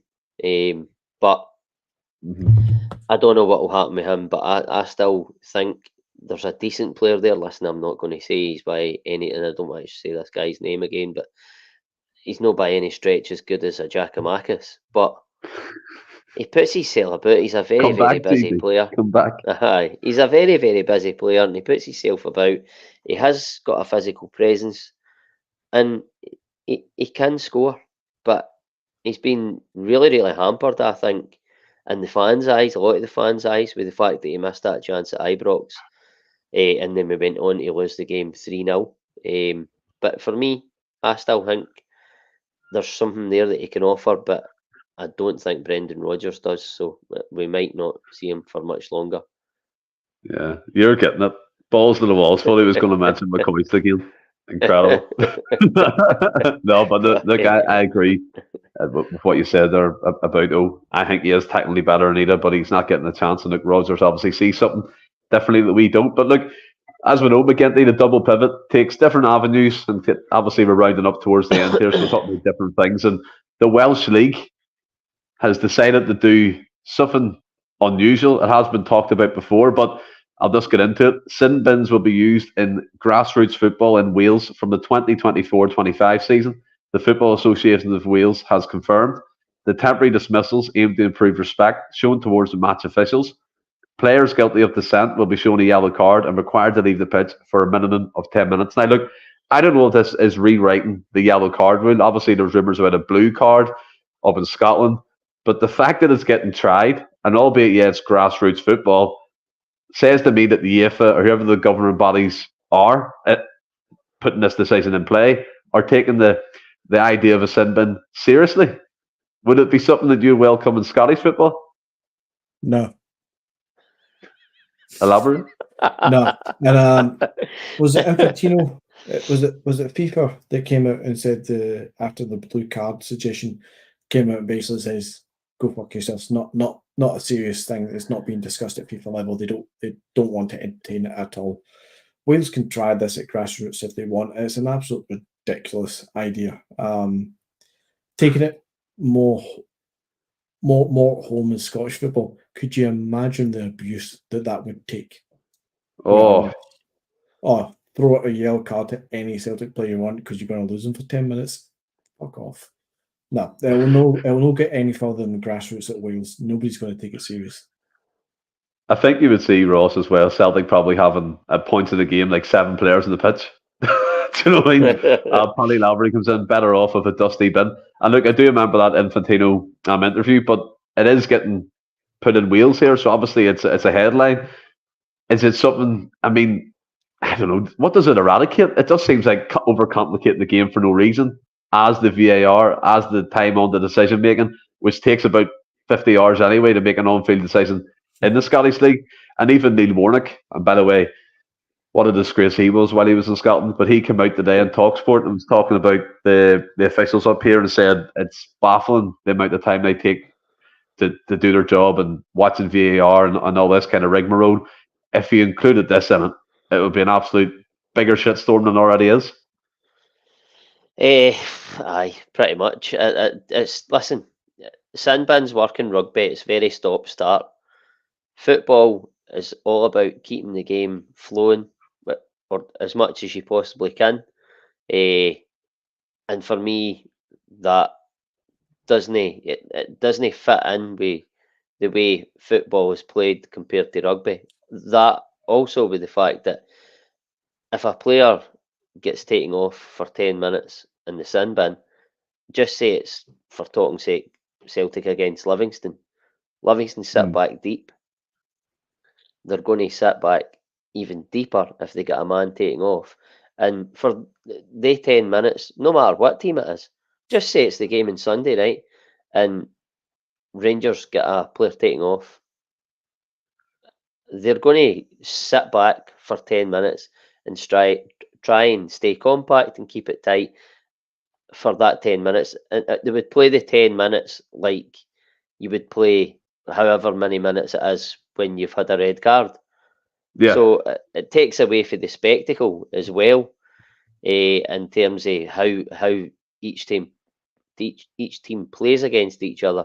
Plus, as you say, it adds to the more stop-startness that we've already got in the game, especially in our game, because I can't remember what I was watching. They were talking about how VAR is only supposed to be used for like the big decisions, and the ones where you would say there's a clear and obvious error. But in Scotland, they're using it to check every single morsel, every single goal gets checked to like the very tiniest bit, and it's just holding everything up. Every time Celtic score a goal, it is scrutinised beyond belief, and it frustrates the bloody life out of me. And this would just make it 10 times worse. It's not needed. There's no place in football. Get it in the sin bin. I like it. I think your man comes in here as well. Football's already worse off with less physicality, and VAR in Scotland were nearly banning away days. If sin bins come in, might as well just stop watching. Yeah, I totally agree. It was just something that caught my eye when I was looking for other alternative football stuff. And Ross as well, I'll come straight back to you. Kind of bring it back to Scotland. And again, I don't know if you remember, Motherwell put out a tweet. I think it was all across their social media platforms, basically begging for investment from the US. Specifically, I think it was Taylor Swift they were looking for to invest in the club at the time. And it was just the most cringy video I've ever seen. There was a point in it where your man, what do you call their right back? He played for Scotland, and we were linked him a few times. O'Donnell. Oh, what? O'Donnell, Stephen O'Donnell.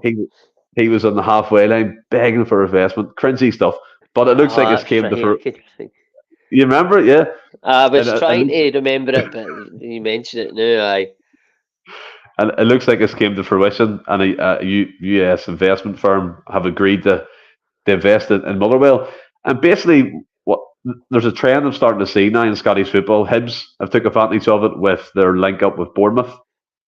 Obviously, they've got a few players like Marcondes and a few of their youth products. They've went up to Hibs and actually improved them as a team, albeit Bill Foley as well, the owner of Bournemouth, has invested over £6 million into the club for infrastructure and things of that nature. Hearts are obviously well run as well with finances, and Hank St. Johnson are in talks to be took over by a US investment firm. Dundee have linked up with Burnley. And for me, it looks like the overall Scottish game could improve from this. And not only that, the investment, the pitches. I mean, Dundee getting a match called off. If they're getting more money from different areas, they can improve that side of things of their infrastructure. And again, Motherwell have begged for it, but they've got it. Out of the box thinking, can create ideas and create momentum, and it looks like it has. But overall, do you think investment from outside of Scotland could improve the overall product of the Scottish football game?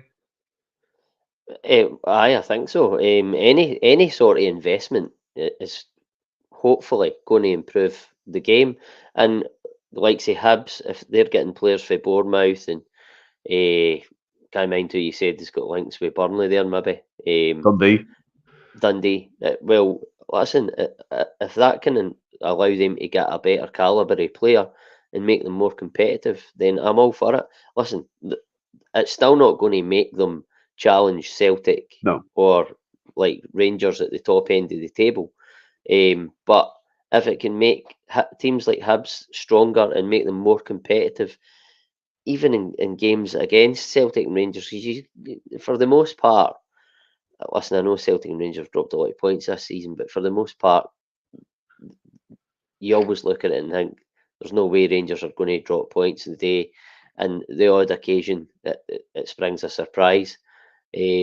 But I'm not against it. I'm not totally pro for it either. But listen, if it's going to make the teams around Celtic and Rangers and the league more competitive and make the product in the park better and a higher calibre of football, then listen, it can only be a good thing for the league and for the country.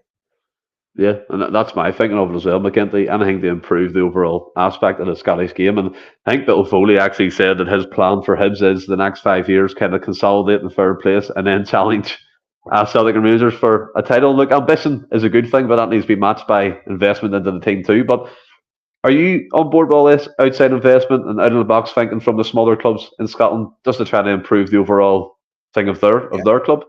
100%. We've heard it a few times before. You look at, a decade ago with Hearts. I think Motherwell have had it before. Dundee, even going 2 decades back, have had their little the Argentines and all. Yeah, well, you think these guys come in and they do this whole, as you say about Hibs, we'll consolidate third place and then we'll push on. Nobody ever consolidates third place. Aberdeen couldn't even consolidate third place when it was only Celtic in the league, and they could get second at that point. It just didn't happen. It would be nice if they could. That would be great for Scottish football overall. I think to see more teams commit to even top 4 kind of positions to then get, kick them on for European competition, because there's too many teams where 5th, 4th, and 3rd place kind of interchanges between your Hearts, your Hibs, your Aberdeen, sometimes St Johnstone getting there. Kilmarnock's up there.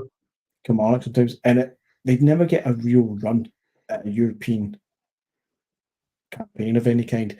And even though the very obscure odd time that one of them gets into the group stage of the Conference League now, it doesn't happen a second year in a row. So none of them can bank on that income to sustain and push forward, sort of thing. What I do like about any investment, especially away from the what I was saying, Burnley and Wolves or whatever it is, it's kind of linking up with some of the Scottish clubs. But if you're going to get guys coming from America and investing money and wanting to attract an audience from America, and I know, come on, it's Motherwell. It's not exactly a glamorous appeal. Not when you look at what Celtic are about to do by going to America and playing, Chelsea, City, and Madrid and Barcelona's and AC Milan, but they're all in the USA in summertime anyway. So that's where the eyes are going to be. But there's enough to get an interest and maybe even boost the commercial deal over there. Because look what Celtic have done just by getting Japanese and Korean players. We start to boost the TV deal just by us having the players, so they can improve that even just by a couple $100,000 to the favour of the rest of the teams in the SPFL. Then of course I'm all for that. I just want to see a club actually commit to something where they can do well in Europe, and if that means just getting into the group stage 2 or 3 years in a row, where they can then build upon it, that for me is going to be better overall for Scottish football, because then they become real potential for regular cup competitions, or real potential to actually say we could upset the top 2. Yep, and I think we all want competition. Maestro come in. Competition is the way forward, but teams spend what they've not got and end up bust. What are the investors getting for their wage? Nobody knows that. Again, it's all the unknown. But like McGinty said, if you can tie it in with commercial deals in the US and Korea and Japan, like we've done, and hopefully going forward it can benefit the whole of Scottish football. But a wee bit of, I don't want to say comical, but it was quite funny watching him. Roy Keane Ross, on Haaland for Man City. Said, albeit he did say as a finisher, he's probably one of the best on the planet, but his overall play is of a League Two player. His link up, his hold up, his passing, his laying off, his assisting. It's mad to me. I think Haaland is a monster, but can you see where he's coming from? Roy Keane, he does say stuff off a whim, and he is quite funny. But what do you think of that comment? I mean, there's no other way of saying it. It was very harsh. I think he's probably looked at the game against Arsenal in isolation, and Arsenal totally nullified them on the day. And listen, we all say things. We've said things in the podcast that you say in the moment, but you don't regret it. But you look back and go, that was some picture we're talking there. I've said he's probably nothing. looked back at I'm that. always right. Aye, but he's probably looked back at that and went, it's a bit harsh. He's not League Two level quality. Listen, he's probably arguably the best number 9 in the world. Is his link up play as good as Harry Kane? Probably not. Does he run in behind? Like his all round game probably isn't as good as Harry Kane, but he does his primary job better than probably anybody in world football right now. But he can still hold the ball up. He can still link up play. He's a powerhouse. He'll win headers in the box. He'll out muscle defenders when most strikers lose out. He's a specimen, an absolute specimen, and a phenomenal world class footballer. And I don't think anybody can argue against that. He's playing at the best team, probably the best club team, probably in the world right now. And you don't do that if you're of League Two quality for the most part of your attributes of your game. You just don't. And you don't do it under Pep Guardiola, one of the best managers of all time. So it was very harsh. He probably said it a wee bit for effect, because he's ex-Man U, pantomime villain kind of thing. But listen, I think we all know that he's not League Two level in any attribute of his game. I mean, your Malcolm's in again. I think Roy Keane is right. His build-up play is horrendous for somebody that gets paid 400 grand a week, but his strength is one-touch finishes. A bit like Giakoumakis in that aspect of things. Obviously, different levels before anyone says anything. But no, I do agree. Look, obviously, some of it was for TV effect, Ross, to be fair, for that drama, for that clickbait headline that gets loads of views for Sky. And it works, obviously. But McGinty, if Roy Keane thinks that about Haaland, what does he think about the strikers in the Scottish Premier League? That's a scary thought, isn't it? League Two level must be part-time footballers up here. I'd be surprised if Roy Keane's watched a Scottish football game in the last 5 years, to be honest. I think he's got a point. You brought up the likes of Harry Kane. I'll bring up even Lewandowski for a conversational point. See if you've got Haaland. Haaland did it at Molde, and he's did it at Borussia Dortmund as well. And he's by God, he's doing it at Man City. And let's not take anything away from him. He's, as far as the finisher is concerned, he's arguably the best in the world right now. You could argue one or two others, but realistically, he's probably one of the best in the world just now. But if you don't have, Kevin De Bruyne, Phil Foden, Bernardo Silva behind you, doing all that work while you just stay in your position to get that one-touch finish, to get that number 9 poacher goal sort of thing. If you've got all those world-class players doing that for you, that's brilliant. But see, if you don't, Haaland probably doesn't look as great as he is. And then I'll ask you, who would you rather, and this is very hypothetical, I'm really, moving goalposts around here. If you don't have those players there, i.e. it's not Man City, would you rather Haaland or Lewandowski in prime? I think people would say Lewandowski because he does do a bit more work rate, linking up play, same as Harry Kane can as well. So I can totally see where Keane's coming with it. His other work rate and stuff is not at the level that you would really expect it to be. And this is even something that kind of plays in that debate that we've all had for the last 15 years about Messi and Ronaldo. Messi is the better footballer, people will see Ronaldo at certain points in his career had scored more goals than Messi. Nobody can deny that. But as a footballer, Messi was always truly the better player.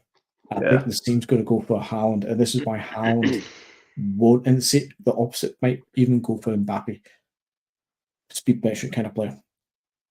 They're really great at one thing and really, really great at it, but they've not got the overall rounded package. And that's why for people in our generation, we're never going to see a better footballer at the levels of Messi. Haaland might score more goals than Messi in his career, but he will never be a better footballer.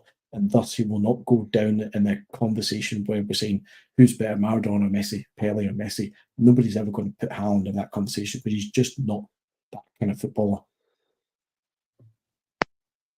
Fair enough. I think that's a great point all round there by McGinty.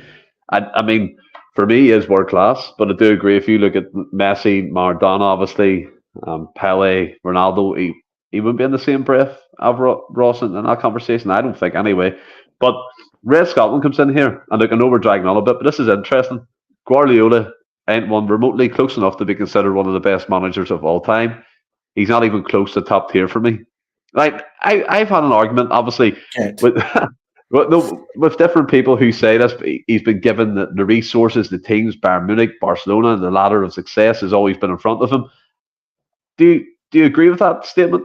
Is he of the Alex Ferguson molds, the Jock Steins, obviously our guy? Do you know what I mean, Jock Stein? But is he up there with them?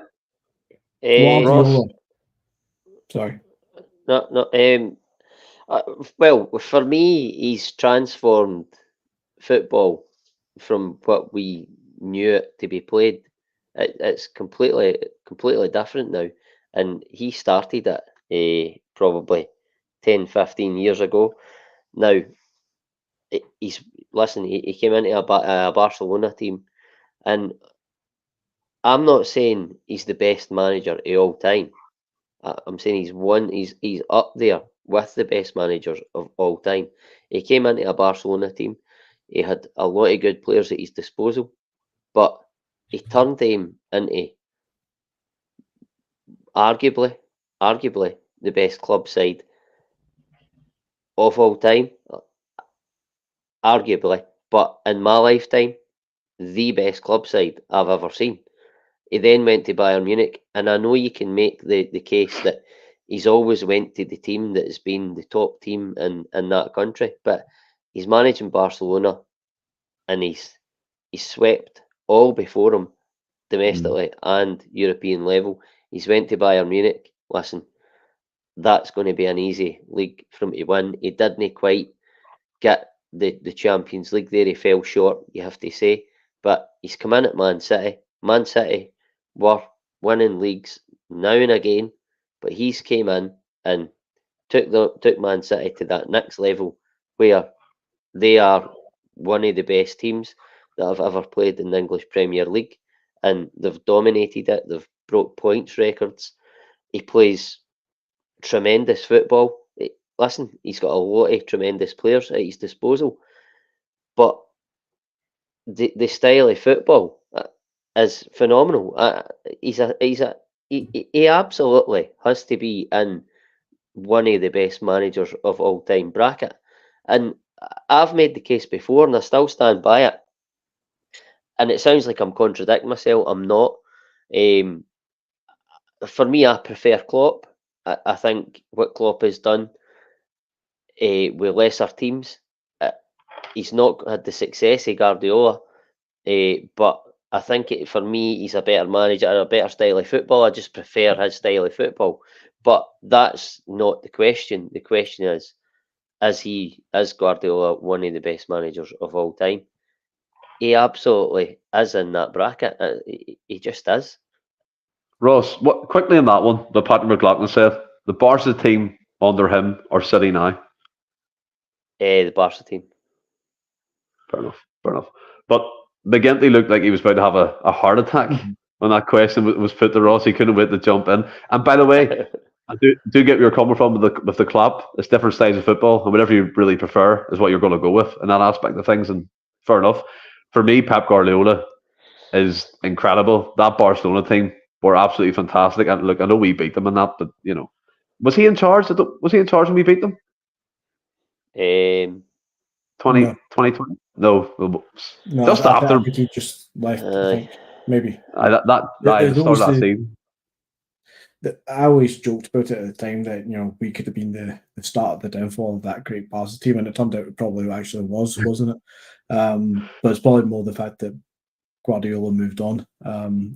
Yeah, I was actually to come in because I love Guardiola, I love Barcelona as well. But Ross has said it all really, so I'm just going to try and condense and echo the same thing that Guardiola said because I just love the sound of my own voice. You can't say that Guardiola is not one of the best managers of all. He's certainly the best manager right now.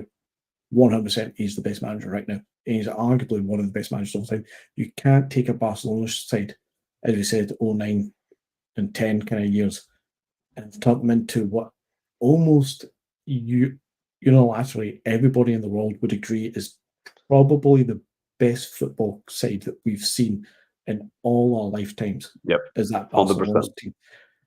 He's then went to Bayern Munich at a time, and this is going to get heavy for people if you want to look into it, but he went to Bayern Munich and football started to change in Germany when he went there. He changed the style at Bayern along with Klopp at Dortmund.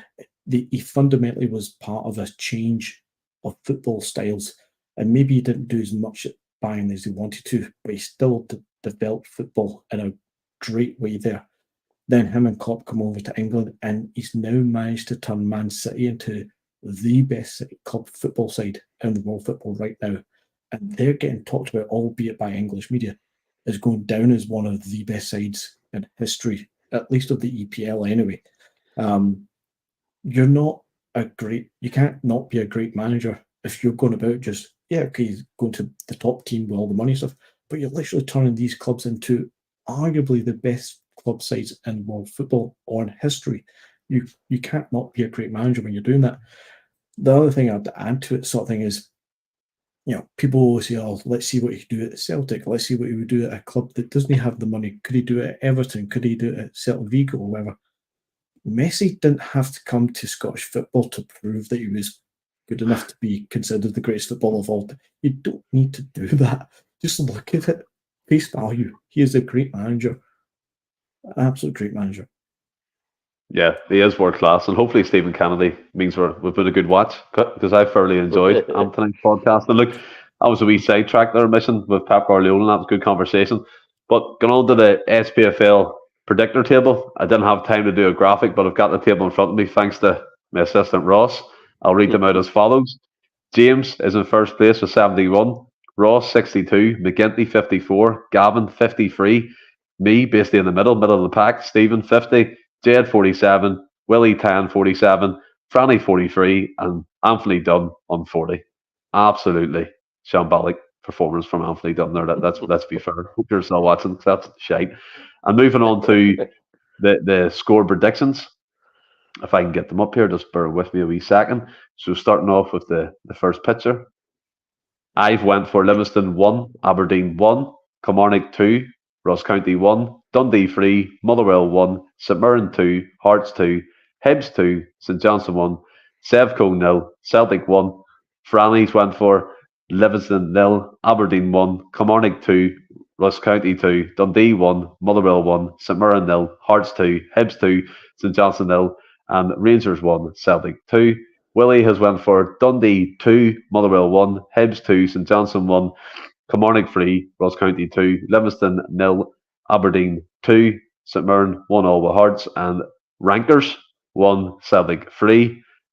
Second picture here. Anthony McGinty has went for Livingston 0, Aberdeen 3, Kilmarnock 2, Ross County 2, Dundee 1, Motherwell 3, St Mirren 1, Hearts 2, Hibs 1, St Johnstone 1, Rangers 2, Celtic 4. Bit of a blockbuster going on there, McGinty. Hopefully. And Anthony Dunn has went Livingston 1, Aberdeen 0, Kilmarnock 1, Ross County 1, Dundee 2, Motherwell 1, St Mirren 2, Hearts 0, Hibs 2, St Johnstone 1, and finally Rangers 1, Celtic 2. Gav has went for Livingston 1, Aberdeen 2, Kilmarnock 2, Ross County 0, Dundee 2, Motherwell 1, St Mirren 1, Hearts 2, Hibs 2, St Johnstone 1, Rangers 1, Celtic 2. It's a very popular scoreline, that. And finally, Ross has won for Livingston 1, Aberdeen 1, Kilmarnock 2, Ross County 0, Dundee 2, Motherwell 1, St Mirren 1, Hearts 0, Hibs 1 all with St Johnstone, and Rangers 2, Celtic 3. Another blockbuster going on there. James has said 13 for me. I think he means for the point total. Livingston 0, Aberdeen 2, Kilmarnock 2, Ross County 0, Dundee 2, Motherwell 1, St Mirren 0, Hearts 1, Hibs 2, St Johnstone 0, Celtic 27, Rangers 0. We'll take it. And Jed has went for Livingston 0, Aberdeen 1, Kilmarnock 3, Ross County 1, Dundee 2, Motherwell 0, St Mirren 1, Hearts 1, Hibs 2, St Johnstone 0, and 2012 Sevco 1, Celtic 2. Do you know something? See, reading them all out, it's incredible. That fit, I always said, see that fitter printer guy. Hats off to him. McGinty, what are we going to say? As much as I don't want James to win anything, and as much as I want to make sure I beat James, it should be James to correct that one, because I feel like that should be a 2-0 and not a 27-0. You must. He said it, mate. He said it. But we'll have to hope for him now. Have to hope and pray. But I was going to say stranger things have happened, but that's never happened. But look, that rounds off the Double Pivot podcast. Have you enjoyed this one, Ross and McGinty? Yeah, a lot longer I thought we were going to be, guys, considering we're struggling topics about. What about yourself, Ross? It's been good. I'm a tired laddie, as I tell you at the start of the podcast. But I've really enjoyed this. It's probably been my favourite part of the week so far. Brilliant. And we'll be back again Friday, obviously looking towards the Derby game in more detail, battles across the pitch, predictions, key players, all that sort of stuff, and a couple of beers along the way. Until then, everybody, thanks for joining us. We had over 80 live at one point, so thanks for staying with us, and new commenters as well. If you've enjoyed it, like and subscribe. Until Friday, everybody, stay well, keep safe. Hail, hail. Awesome.